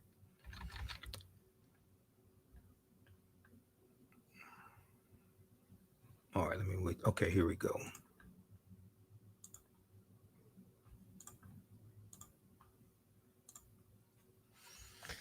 At the bottom of the slide, Frigatriskaidekaphobia, Frigatriskaidekaphobia. That's the fear of Friday the 13th. Triskaidekaphobia is the fear of the number 13. Frigatriskaidekaphobia is the fear of Friday the 13th, especially the unfounded fear of Friday the 13th. All right, now. All right, let's continue. That's still got a lot to get through. Okay, Christmas tide. Okay, Christmas from a biblical perspective. So we have Odin, the German pagan god Odin, which is a midwinter holiday. The festival of Saturnalia, Roman festival of Saturnalia, largely December 17th to December 25th. The Persian festival of Mithra, ancient festival in honor of the Persian sun deity Mithra, which is celebrated from December 25th through January the 1st, also celebrated by the Roman elite. Okay, so when we look at these different oftentimes crucified saviors, called crucified saviors, you're going to see that their celebrations or birthdays fall on or around December 25th, which ties right into the winter solstice and ties right into the rebirth of the sun, not the S-O-N, but the S-U-N, the Son of God, because on December 25th, the sun moves 1 degree northward, and it marks the first day of an increase in sunlight, and the days start getting longer after December 25th. If you read The World's 16 Crucified Saviors by Kersey Graves, it deals with some of these different deities, what are called crucified saviors. Don't beat me up on this. I'm just dealing with the history coming from other cultures. And then an even better book than, because this book came out about 1875, an even better book than this is from one of our scholars, Dr. John G. Jackson, Christianity Before Christ. Okay, this is an old copy. I got this back in 1994 when I was at Wayne State University. December 31st, 1994. I got this book. Okay. Because most of the books I write the date in them. I learned that my dad taught me to do that. Okay, now let's continue. How's everybody doing? Everybody's like so quiet. Y'all okay? Okay, so we talked about what pagan is and what it's not. We dealt with Yule. What is Odin? Mythology, the Norse god of wisdom, war, and art, culture, and the dead, and the supreme deity and creator of the cosmos and humans. Now, the festival of the Kalends, Kalends, January 1st marked the festival of the Kalends, the first day of the first month of the new year. Okay. And Kalends, Kalends, is the origin of the word calendar. Okay. That shows the different months of the year and the dates. Check that out at Merriam-Webster dictionary online.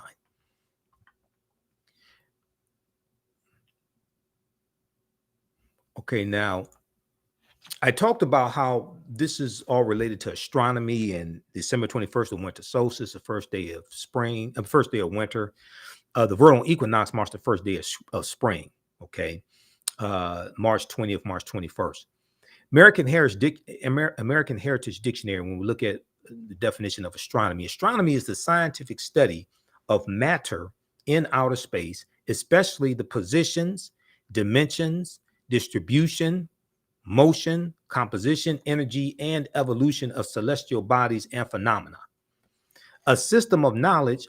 Now, astronomy is also a system of knowledge or beliefs about celestial phenomena, the various astronomies of ancient civilizations. Okay. And then if we look at what is astrology, astrology is the study of the positions and aspects of celestial bodies in the belief that they have an influence on the course of natural earthly occurrences and human affairs. That's astrology. Okay, now I want to make sure I get through the slides for this presentation. Okay, so we did that.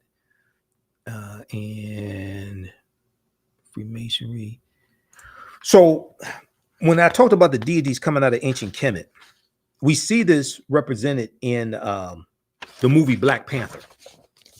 In Black Panther, I've done extensive lectures on the film Black Panther. 11 different African cultures were incorporated into the movie Black Panther.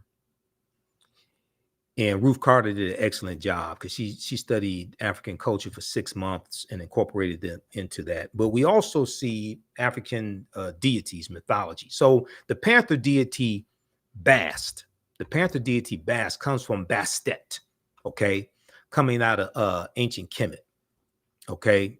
Yes, Kobe, we are live. So Bastet is an ancient Egyptian goddess worshipped in the form of a lioness and later a cat, goddess of warfare in Lower Kemet, Lower Egypt, worshipped as early as the Second Dynasty, about 2890 BCE, before the Common Era. And we know that in Wakanda, there are 18 different tribes that make up the people of Wakanda. You know, you have the Panther clan, you have the Jabari tribe, you have the Crocodile clan, things like this, okay? And each one has a deity that watches over them, which is similar to a patron saint. And the Bast is said to watch over the people of Wakanda.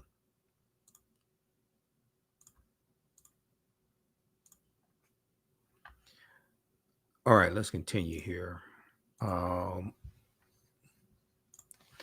Okay, so why is Christmas celebrated on December 25th? I'm glad you asked that question. There's a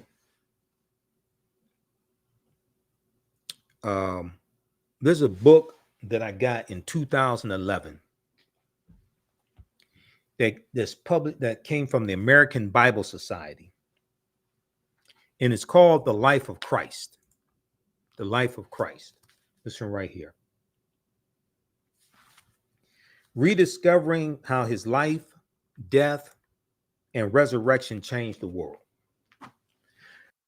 So I was at CVS Pharmacy one day in, when did I get this? November 2011. And I was at the checkout counter. And you know, at the checkout counter, they have these different expensive magazines.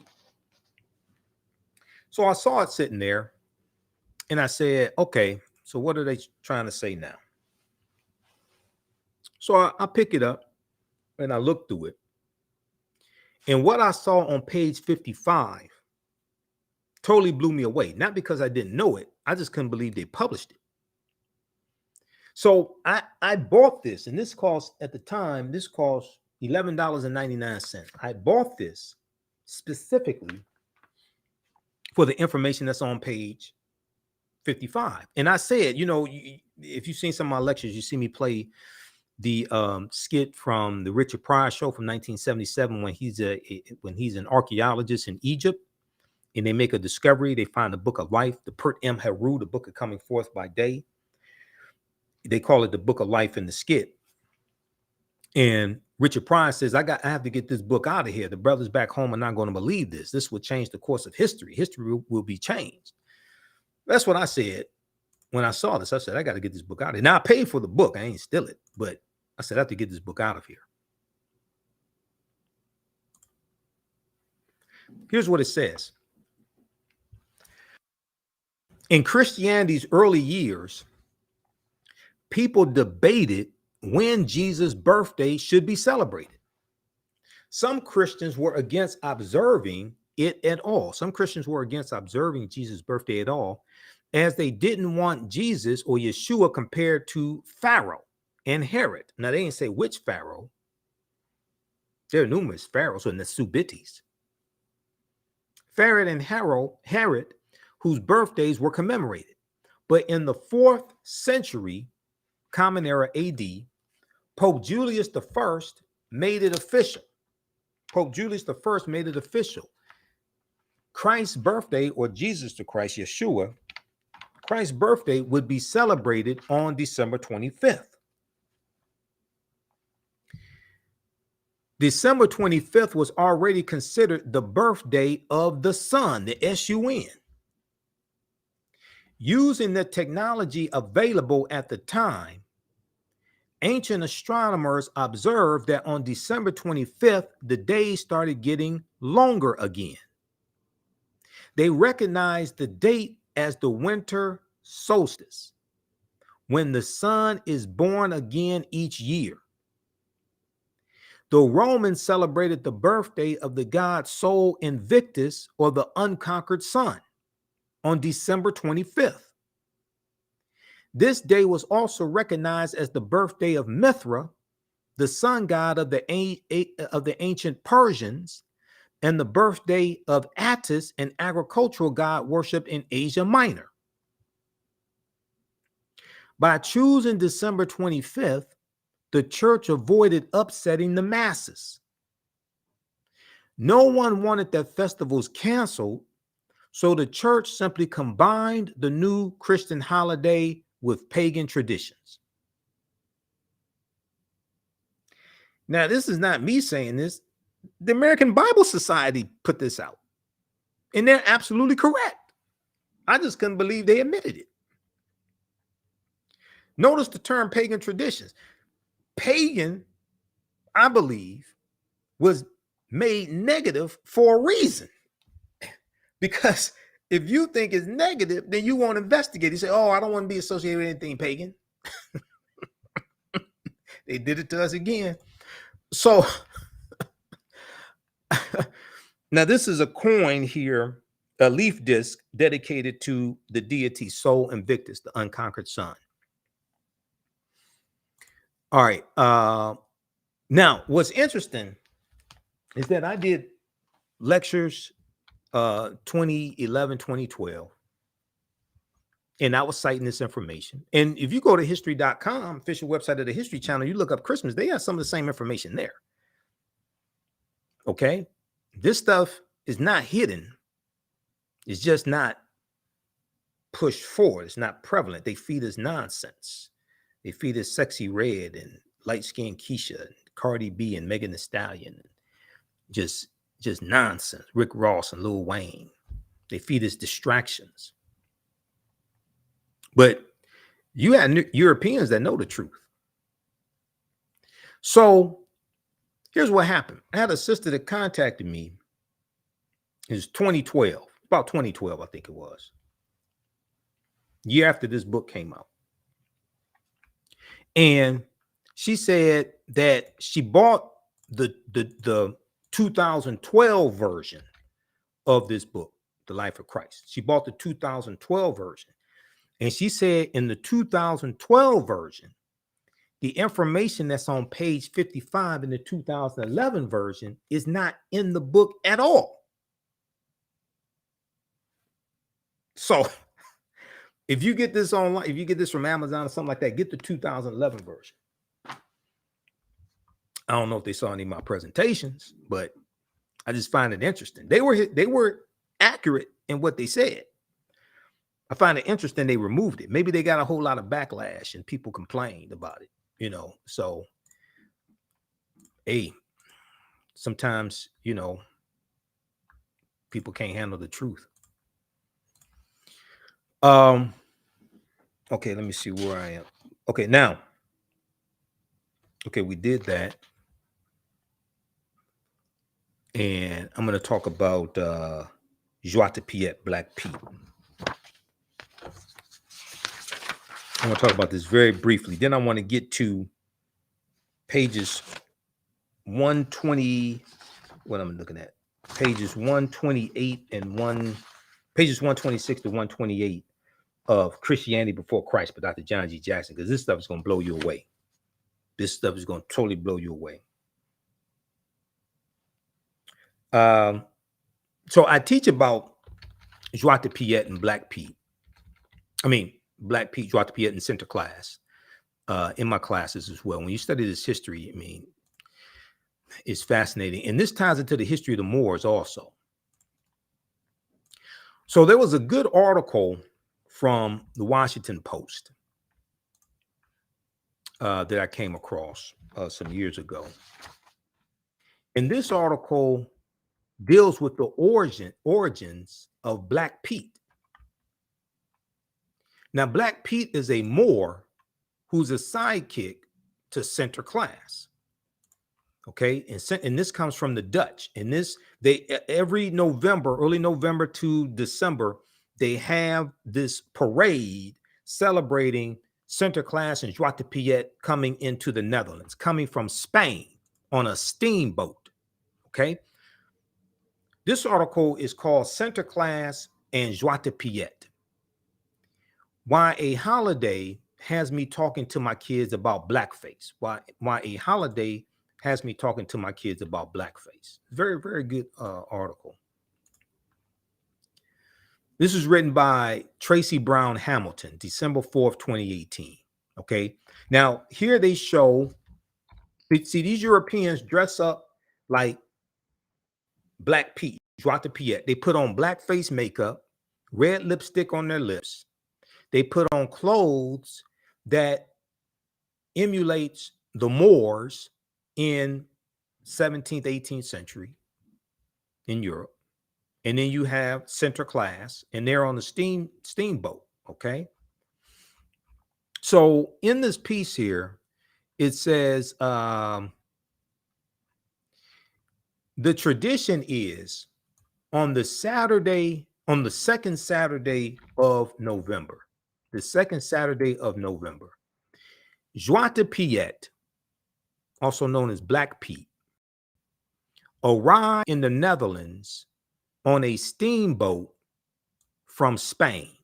Now, Spain is where the Moors go into Europe from Morocco. They go into what was known at the time as the Iberian Peninsula, which today is Spain and Portugal, and conquer southern Spain. And they go all throughout Europe and bring civilization to Europeans. Okay, arrives in the Netherlands on a steamboat from Spain, along with Center Class, a towering, thin, and plushly dressed figure. Hundreds of people gather to watch the steamboat arrive, with the Piets dancing and waving while brass band music plays until Center Class disembarks on a white horse, with the Piets walking at his side to greet and offer treats to children. The ritual repeats in cities across the Netherlands until December 5th, the name day of St. Nicholas. So it's either December 5th or December 6th, depending upon which country you're in, the name day of Bishop Nicholas. Okay. who was a 3rd and 4th century bishop in Myra, which is modern day Turkey. Now, Joie de Piet, or Black Pete, according to folklore, is an assistant to Sinterklaas and of Moorish descent. Traditionally, since Piet's first appearance in a children's book in 1850, Joie de Piet is portrayed as a very dark-skinned character with large red lips, curly black hair, and giant hoop earrings. When Piets appear in person, they are portrayed by volunteers in blackface. Unlike Santa Claus, who comes one night a year, Sinterklaas and Joie de Piet stick around for a few weeks, leaving presents for children and shoes left out by the fireplace each night. A nightly news program called Sinterklaas Journal covers the adventures and hijinks of Sinterklaas and his servants, and makes the experience both magical and believable for children. But we are also inundated with news and protests and riots among those in favor of the Piet tradition and those who wish to see it end. Because a lot of people say it's racist, and you have Europeans dressing up in blackface with large red lips, putting on Afro wigs. Okay. So read the rest of this article, but it deals with some of the history, tying into the history of the Moors in Spain. Okay. And it deals with some of the origins of Joie de Piet, Black Pete, as well as Sinterklaas. Okay. So read this article: Sinterklaas and Joie de Piet, why a holiday has me talking to my kids about blackface. All right. Now,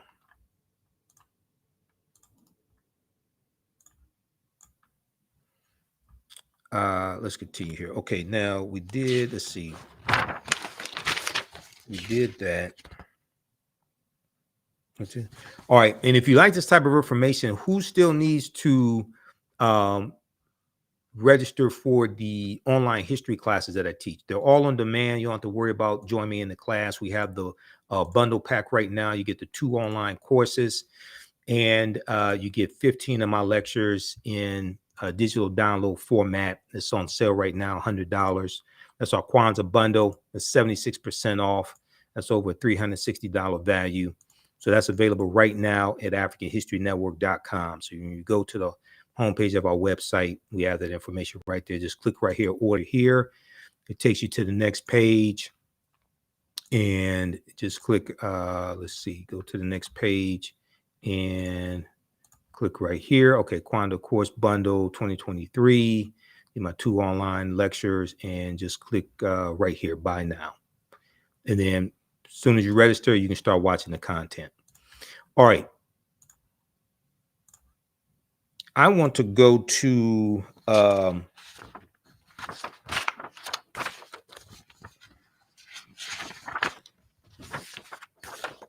page 126 and 128 of Christianity Before Christ by Dr. John G. Jackson.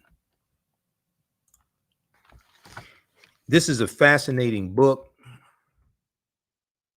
And Dr. Jackson is an ancestor now. This brother did some excellent research. So let's go to this. I have this in Microsoft Word format here for the purpose of this presentation. So I didn't get a chance to scan the pages of the book. The book is falling apart. So I got this book December 31st, 1994. But here's what it says.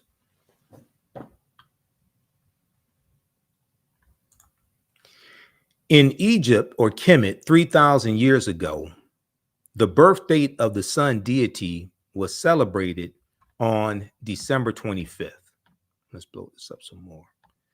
The birth date of the sun deity was celebrated on December 25th, the first day to noticeably lengthen after the day of the winter solstice, which was December 21st. At the midnight hour, on the first minutes of the 25th of December, the birthday of the sun was commemorated. On December 25th, the sun is in the constellation of Capricorn, Okay. Now, at this time, 3,000 years ago, the constellation of Capricorn was known as the stable of Aegeus, Augeus, in ancient Kemet, because during different periods of time, different countries, different people, the constellations had different names. So 3,000 years ago, the sun on December 25th was in the stable of Aegeus. So the infant sun god Heru was said to have been born in a stable. Stable. Uh-oh. Brightly shining on the meridian was the star Sirius, the star from the east, okay? The star Sirius. While rising in the east was the star Virgo, the Virgin. And Virgo is Latin for virgin, with the horizon passing through the center of the constellation. To the right of the star Sirius was constellation of Orion the Hunter. Orion the Hunter with the 3 stars in Orion's belt. These stars in a straight line point at the star Sirius and were anciently known as the 3 kings. We have them in the Gospels as the 3 magi or wise men from the east. Okay. Now let's just pause right there. Let people get up off the floor. Get some smelling salt. Let's look at this here. And let me go to my constellations. Okay, this slide right here. Because the star Sirius rises, and around December 25th, the star Sirius is in line with the 3 stars in Orion's belt, Orion the Hunter. And the star Sirius is in the constellation called the Big Dog, Canis Major. You have the big dog and the little dog. These are the 2 dogs, the constellations that follow Orion the Hunter. In ancient times, the constellation of Orion was Osiris. And you have 3 stars in Orion's belt. Okay. The star Sirius, because the star Sirius is in the constellation of Canis Major, the big dog, the star Sirius was called the dog star. The star Sirius was called the dog star. You ever heard of Sirius Radio? SIRIS, and it was at one point Sirius XM radio, Sirius XM satellite radio. What was their logo? Their logo was a dog with a star on his head. Why is that? Because the star Sirius is in the constellation of Canis Major, the big dog. So Sirius was known as the dog star. This is where this comes from. Now, to go a step farther, not just like totally knock people out, because I don't want to do that. You ever heard of the Dogon of Mali? And let me see, where is it? It's in my other presentation. You ever heard of the Dogon of Mali in Burkina Faso? So these are ancient African people, the Dogon. And according to their oral tradition, they come from the Sirius A and Sirius B star system. And I have the slide somewhere. Let me see. I have so many presentations. Just slow down. Hold on. Where is it? We had the Dogon in. Let me see. Where are they? There's also a good article on this from face-to-faceafrica.com as well. I'll pull that up here in just a minute. Where is my slide on the Dogon? I saw it. Oh, here it is right here. I knew I had it.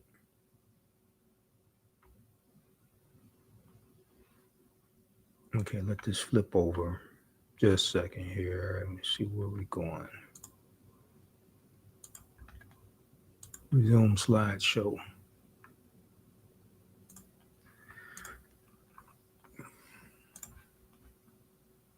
From current slide. All right. Let's go to this.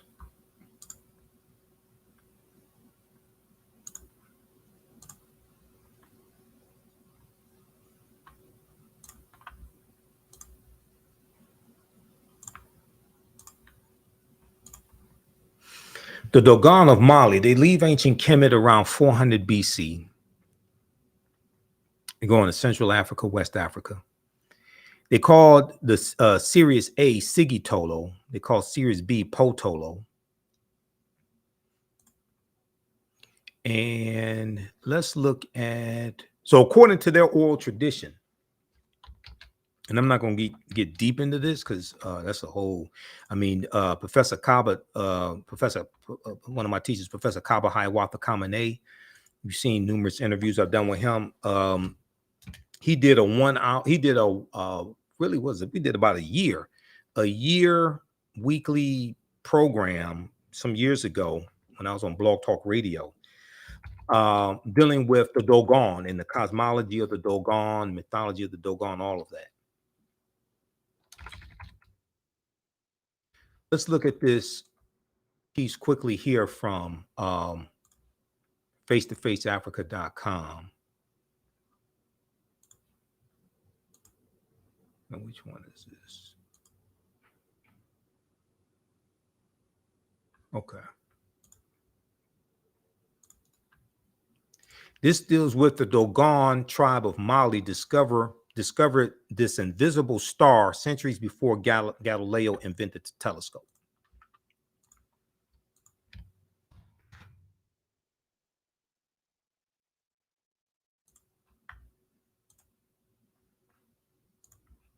So you see, if you follow me on Facebook, The African History Network on Facebook, we have 1 million followers there. And then my personal page, Michael Imhotep, IMHOTEP. You'll see I'll post numerous articles from face-to-faceafrica.com. They really have some good information. Okay, the Dogon tribe of Mali discovered this invisible star centuries before Galileo invented the telescope. Now, this is from Nee Ashley, June 26, 2019. And just briefly here, the Dogon tribe is a community of people living in present-day Mali. Their original point of migration to their present locale is not known. However, some scholars have traced their ancestry to the ancient Egyptian empire. They are about 300,000 in population, occupying about 700 villages, with an average of about 500 inhabitants per village. The Dogon possess a rich oral history and knowledge of astronomy. A rich oral history and knowledge of astronomy, and this dates as far back as 3,200 BCE, before the Common Era. According to the oral literature of the Dogon tribe, the star named Sirius A, the brightest star in the night sky with bluish tinge, has an invisible companion, an invisible companion star that scientists have named Sirius B. That's Potolo. Okay, the Dogon call it Potolo. This companion star is not only invisible to the naked eye, but also complete around Sirius A every 50 years. Now, if you read the book Conversations with Ogotameli, that book goes deep into this astronomy and all of this history, mythology, all of it. Okay. Now, knowledge of the presence of Sirius B as an invisible companion star to Sirius A and its orbit has been with the Dogon tribe for long, and it has been incorporated into their oral literature as well as customs and ceremonial rituals since the days of antiquity, long before Galileo is reported to have invented the telescope in 1609. Okay, you can click here to read more. Sirius B, the invisible companion star of Sirius A, remained unseen until a large telescope was used to photograph it in 1970. But even before the invisible star was captured in the night sky by the telescope, Marcel Griaule and Germain Dieterlen, two French scientists, are reported to have recorded information on the presence of Sirius B in the sky from 4 different Dogon priests. Now, Marcel Griaule wrote Conversation with Olga Tamelli, and this is about a lot of this history in interviewing the Dogon. According to a Dogon oral tradition, of beings from the sky named Nomos gifted them with the knowledge of Sirius B. The Nomos, according to the oral tradition, looked like amphibians. They came down to the Dogons in what resembled an ark. Okay, they came down to the Dogons in what resembled an ark, and also taught them many things concerning their own solar system. Facts that were observed some years after Galileo is recorded to have invented the telescope. It is always interesting to discover how advanced in knowledge, skill, and wisdom the ancient African tribes were, and the extent of their immense contribution to world civilization. If modern day indigenous Africans, persons of African descent, and the world at large will accord some respect and patience in a genuine bid to learn from the continent of Africa, her insights and highly guarded secret teachings can and will be made available for the healing of our world. Okay, read the rest of this piece here. It's a fantastic article. The Dogon tribe of Mali discovered this invisible star centuries before Galileo invented the telescope. Now, when we study Benjamin Banneker, and Benjamin Banneker doing surveying Washington, D.C., for the layout of Washington, D.C. Now, when you study Egypt on the Potomac by Tony Browder, and you study Benjamin Banneker, it's believed that Benjamin Banneker's grandfather, whose name was Banneker, is believed that he was Dogon. Okay, now we don't know this for 100% certainty, but it's believed he was Dogon. If his grandfather was Dogon, his grandfather would probably have knowledge of astronomy. Okay, read about Benjamin Banneker here. This piece from blackpast.org. Blackpast.org has about 6,000 pages dealing with African history, African American history. It's one of the sources I use in my classes. Benjamin Banneker, 1731 to 1806. And it talks about Banneker. Let me see. Banneker, his skills drew Banneker.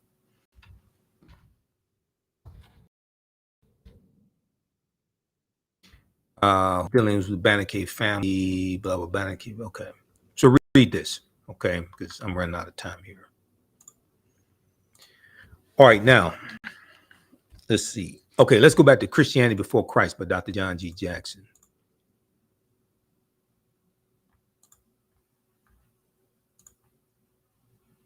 Where is that?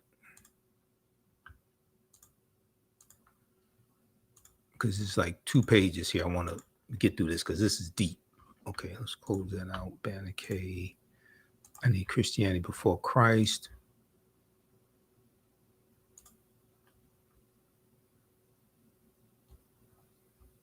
Okay, right here. Okay, so I wanted to get to the Dogon because we're talking about the star Sirius, Sirius B star system, Sirius A, Sirius B, all of that, right? Wise men. Now, in the story, Okay, first of all, 80% of the Bible is written in allegory, hyperbole, metaphor, and parables. So you can't take it literally. 80% of the Bible is written in allegory, hyperbole, metaphor, and parables. Those are different writing techniques, different writing tools. Okay, so you can't take it literally. It has a higher meaning. And what they're doing, they're taking ancient stories coming from ancient Kemet, Mesopotamia, Sumer, and they are putting these stories in allegorical form, but then they're taught it's like literal history. So people are totally confused by this. In the story of the three wise men, it says that they see a star in the east and they follow it, right? Because they're going to see the baby Yeshua, Jesus. And they're going to Bethlehem. Bethlehem is to the west of Asia. They're coming from the Orient, right? Asia. Bethlehem is to the west of Asia. So why would they see a star in the east and go west? It says they follow the star. It doesn't say they saw the star and went in the opposite direction. It said they followed the star.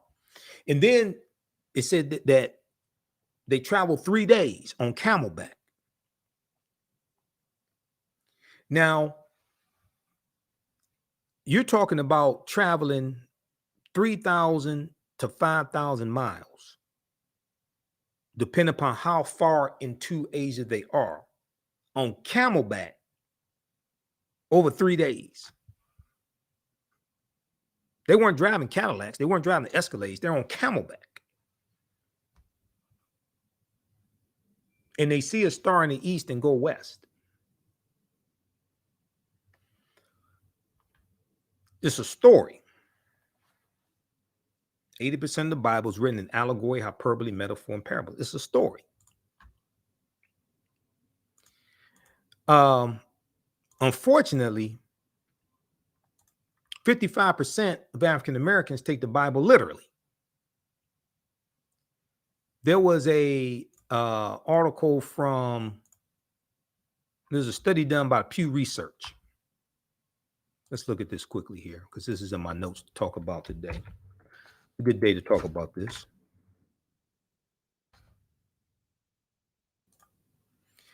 A religious portrait of African Americans. A religious portrait of African Americans. This is about the Pew Research Center. How many people are familiar with Pew Research? They have a ton of information. They do a lot of good research. This came out January 30th, 2009. A religious portrait of African Americans. And I just want to, I'm not going to go through the whole thing. I just want to get to this part right here.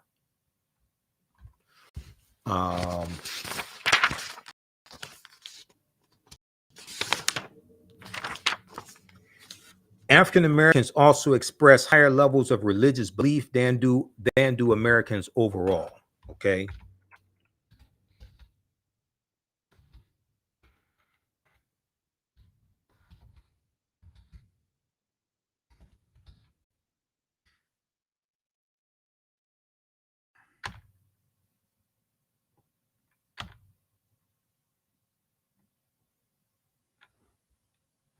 Let me see, what is that? Higher covenant religions.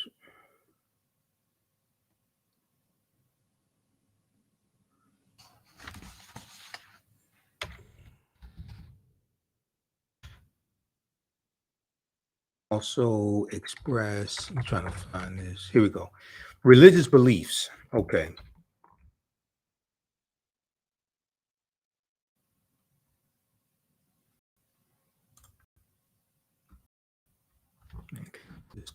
Okay, where is it?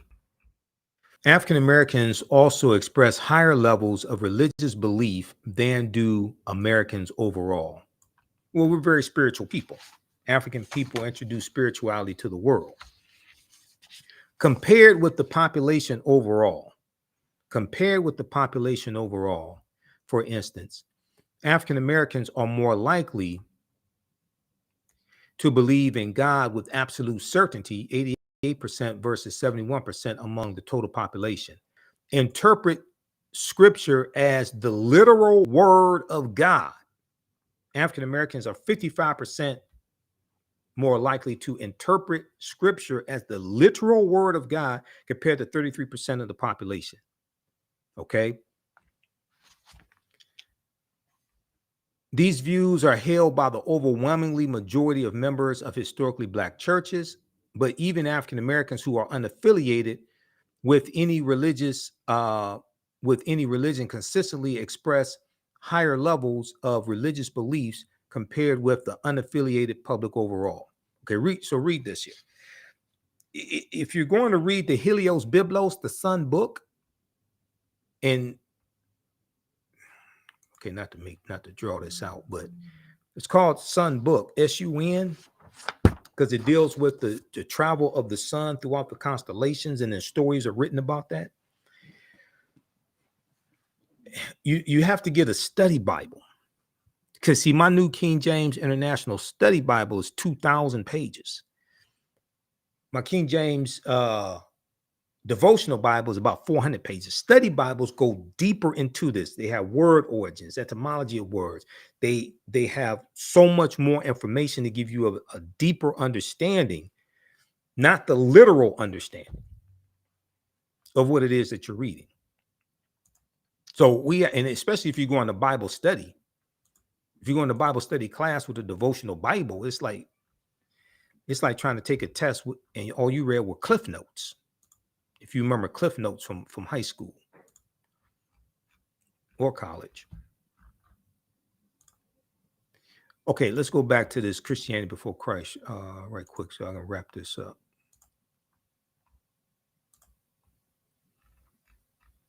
Now, this is page 126, 127, and 128 of Christianity before Christ. At the winter solstice, the sun was at the lowest point of the celestial sphere at its southern limits, and then it began to move northward along the elliptical, passing over the celestial equator at the vernal equinox or Easter. Okay, and the vernal equinox marks the first day of spring. Easter occurs on the first Sunday following the first full moon following the vernal equinox. Easter is based upon astronomy. Christmas is based upon astronomy.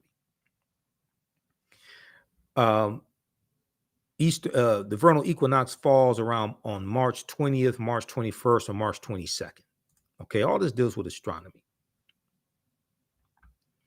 At the winter's solstice, the sun was at the lowest point of the celestial sphere at its southern limits. Then it began to move northward along the elliptical, passing over the celestial equator at the vernal equinox.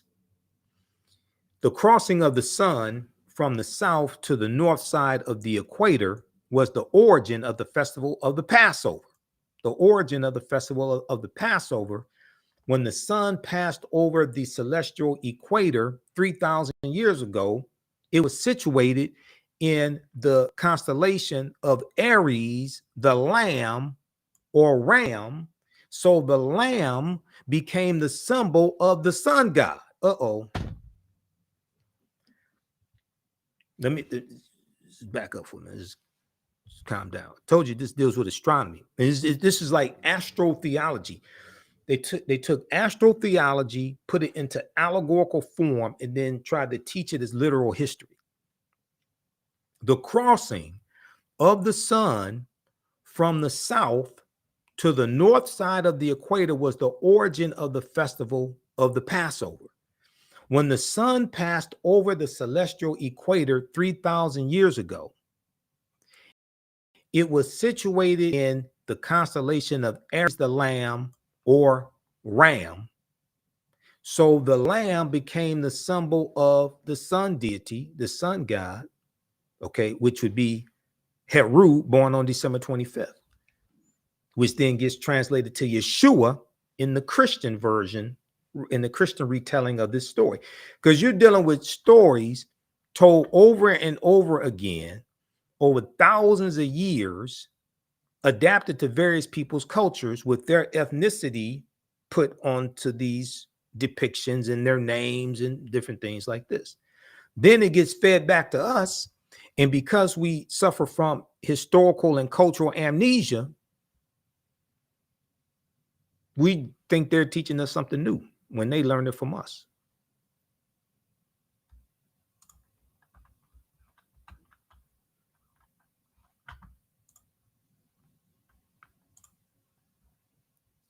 All right, let's continue here. This suggests the origin of the paschal lamb, Paschal, widely known as a symbol of the crucified Christ. Several of the sacrificed saviors were said to have been crucified in the heavens and not crucified literally.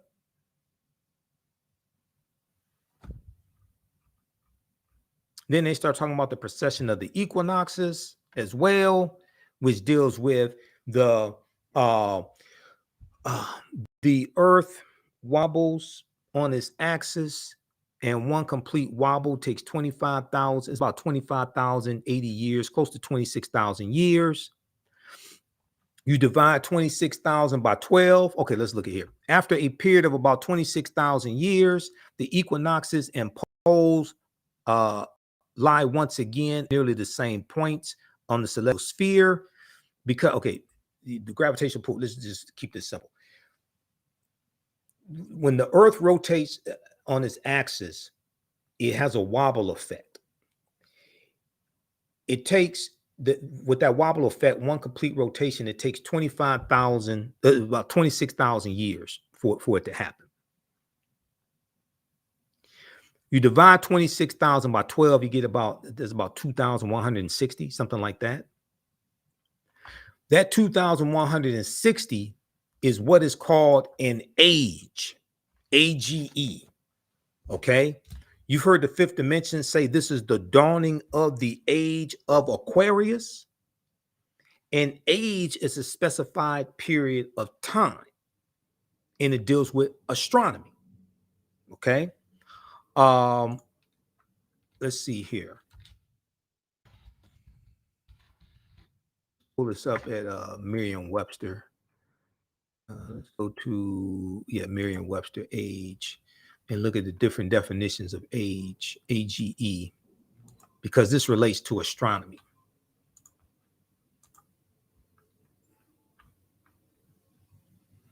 Age at the time of life, a particular part. Okay, the length of existence extended, but the advanced period, time dominated central figure, age, history, cultural period, division, the geological time that's usually shorter than the epoch. Period. Let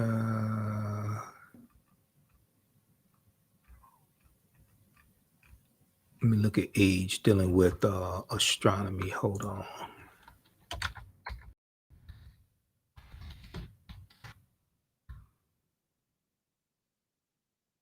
Let's see. Age. I want age as related to astronomy.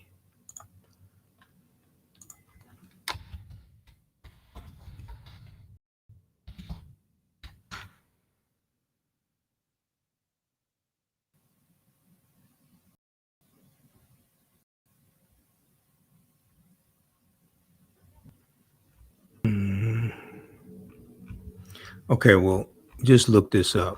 You'll find it. Age. I want to see age as related to an astronomy, not age of a star. Let me see. Precession of the equinoxes. 1minuteastronomer.com probably has this information.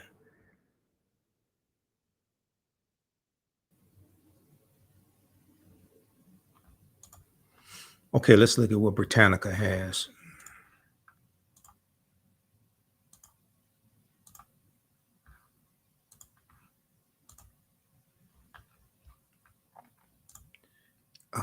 Okay, precession of the equinoxes. Okay, it shows the wobble effect. Precession every 26,000 years, Earth's axis of rotation completes a circle. Yep. Approximately 12,000 years from now, Earth's axis of rotation will line up with the star Vega. Okay, plane of Earth's orbit. And let's see here. Greek astronomer, okay. Hipparchus.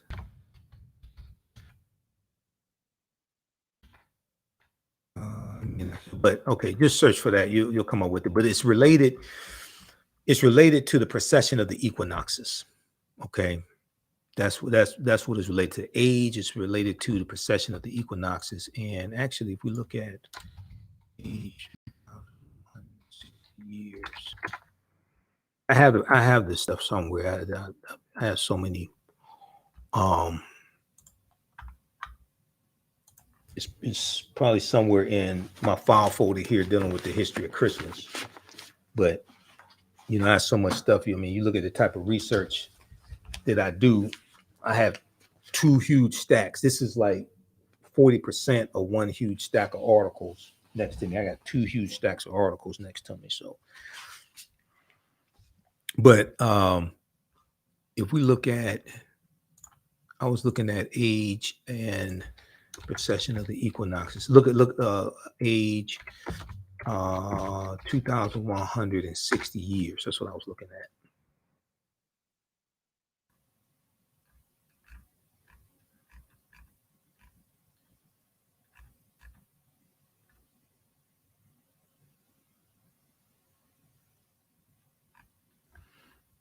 Okay, if we look at this astro.com, just to give you an idea.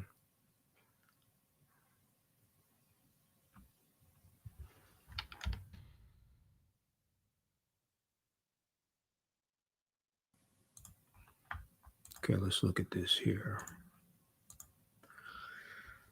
Astrological Ages as an Accurate and Effective Model of History by Robert Fitzgerald. By examining the small circles within cycles contained in each 2,160 year age, AGE, I have discovered a fascinating model of history from an astrological perspective. Okay.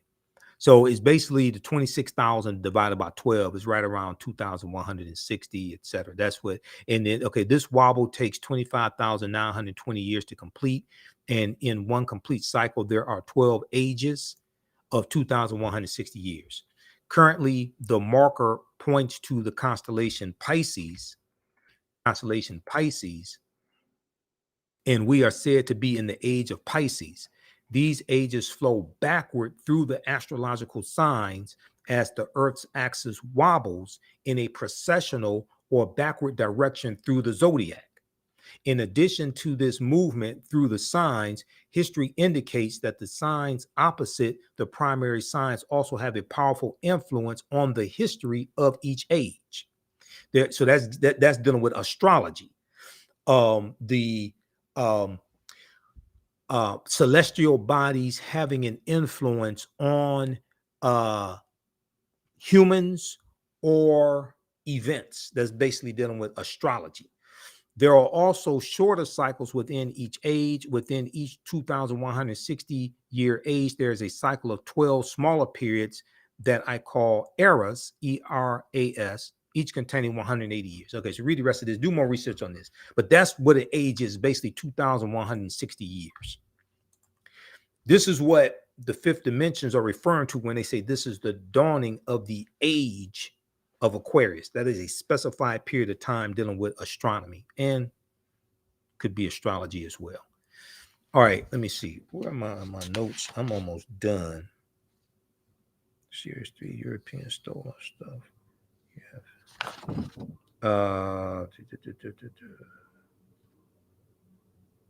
So the National Retail Federation estimates that Americans will spend between $957 billion and $966 billion on Christmas. This is at NRF.com, National Retail Federation. So when I do my research on the economic impact of different holidays, that comes from the National Retail Federation. When you hear in the media, people are expected to spend such and such so much money on Thanksgiving, Christmas, Valentine's Day, that comes from the National Retail Federation. I learned this because I have a background in marketing. My degree's in business administration with a major in marketing. My degree's not in history. I'm a historian. I've been studying history 31 years, but my degree is actually in business administration. 2023 holiday to reach record spending levels. This is from November 2nd, 2023. The National Retail Federation today forecasts that holiday spending is expected to reach record levels during November and December and will grow between 3 and 4% over 2022, between $957 billion and $966 billion. So check this out also at nrf.com, National Retail Federation. Well, look, hopefully you all learned a lot. Be sure to register for our Kwanzaa bundle pack, because you're going to get so much in this bundle. This helps finance the research. This helps pay for all these services that I use. This helps us keep doing the research, stay on the air, keep broadcasting as well. Visit our website, TheAfricanHistoryNetwork.com or AfricanHistoryNetwork.com, because I have both domain names. I had to pay for both domain names. And we have the information right at the home page, at the top of the home page. So this bundle pack is 76% off. You get my 2 online history classes that I teach. The first class is Ancient Kemet, the Moors, and the Maafa, Understanding the Transatlantic Slave Trade, what they didn't teach you in school. So that class is now all on demand because that class is completed. I do a PowerPoint presentation. We have book references, articles, video clips. It's about 80 articles that I reference. You're going to learn so much. We deal with thousands of years of history and what leads up to the transatlantic slave trade taking place. Okay, so all that's in this bundle. And then the second class that I teach is called Black Resistance Movements from the Haitian Revolution, U.S. Civil War, Civil Rights Movement, and Black Power Movement, 1800 to 1968. Okay, most of that class is on demand. Next class is going to be Sunday, December 31st, 2 p.m. Eastern Standard Time. Okay, so you get both classes. Classes are normally $130 each, but we have the special bundle pack. You get the classes and 15 of my lectures in digital download format. This makes a gift, especially for Kwanzaa or African American History Month or what have you. So click right here, order here. And as soon as you register, you can start watching all the content. You don't have to worry, wait on DVDs to ship or anything like that. If you want, you can get all these parts separately, the online classes, as well as the bundle pack of courses. In the bundle pack of lectures, we have that at our website. And we have the lectures in DVD format if you don't want digital download format. Support the African History Network also. $, the TheAHNShow through Cash App. Click right here on the link. It takes you to our code. This helps us keep doing the research, stay on the air, finance the African History Network, etc., upgrade equipment as needed, because I had to invest in a new laptop earlier this year. That was $700. Didn't want to do that, but old laptop was going out on me, so I had to upgrade. And then this is our Cash App tag, $, the TheAHNShow, SHOW. When you go to it, it'll say Michael. These other ones are fake African History Network Cash App accounts that have been stealing money from us. I'm still trying to get them shut down. Cash App is like, it's like slower than Heinz ketchup. Okay. And then we have our PayPal link here as well. All right, look, so hopefully you learned a lot today. Like I said, I'm not telling people don't celebrate Christmas, but you should at least know the history behind what it is that you're celebrating. So if you decide to continue to celebrate, at least you know what you're participating in. And it will probably also change or alter how you participate in it. Because most of the stuff we were never taught as children. Okay. We were taught about it in school. We were taught about it by our parents. We were taught about Santa Claus and all this stuff. And most of our parents didn't know the history behind it. Most of our teachers didn't know. It was taught to us by Europeans. Let's just be honest. In the media, largely controlled by Europeans. Okay. So What you do for yourself, what you do to yourself, and what you allow other people to do to you and get away with is based upon what you think about yourself. What you think about yourself is based upon what you have been taught about yourself. What you've been taught about yourself is based upon everything you've read, heard, and seen about yourself. I will be speaking at the Kwanzaa celebration at King Solomon Baptist Church in Detroit. I will be speaking on Wednesday, December 27th. The event is 6 p.m. to 9 p.m. My presentation is at 7 p.m. King Solomon Baptist Church is located at 6114th Street in Detroit, Michigan 48208. The historic King Solomon Baptist Church. Black Legacy Coalition is doing 7 days of Kwanzaa. It's free to the public. We'll have this on our website, AfricanHistoryNetwork.com. We have it on our Facebook pages right now. And it starts on Tuesday, December 26th with Umoja, 6 p.m. to 9 p.m. That's sponsored by the Million Man March Alumni Association. Second day at Kwanzaa, December 27th. That's where I'm speaking Kuji Chagalia, which means self-determination. That's sponsored by the Malcolm X Grassroots Movement.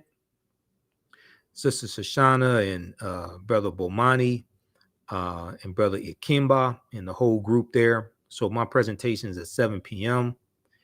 I'll deal briefly with some of the African origins of Kwanzaa, but I'm going to get deep into, I'm going to build upon the presentation I did in 2022, which dealt with understanding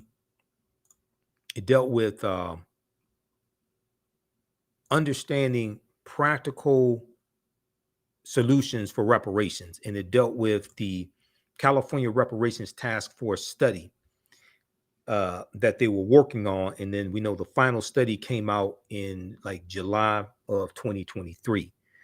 So I'm going to get deep in this. I'm going to build upon the presentation I did last year. Okay, so check this out on Facebook and our website as well, and this is free to the public. Bring the family. There'll be an African marketplace that's open each day, 4 p.m. to 8 p.m. So I'll have a vendor table that on Wednesday when I'm there. So we'll have my DVD lectures, digital downloads, all of that also. All right. Look, we have to get out of here. Remember, the African History Network, we focus on educating, empowering, and inspiring people of African descent throughout the diaspora and around the world. Remember, right now it's correct wrong behavior. It's not over till we win. Wakanda forever. Hopefully you learned a lot today. Register for our bundle pack, my online courses, our digital downloads, all of that. We'll talk to you next time.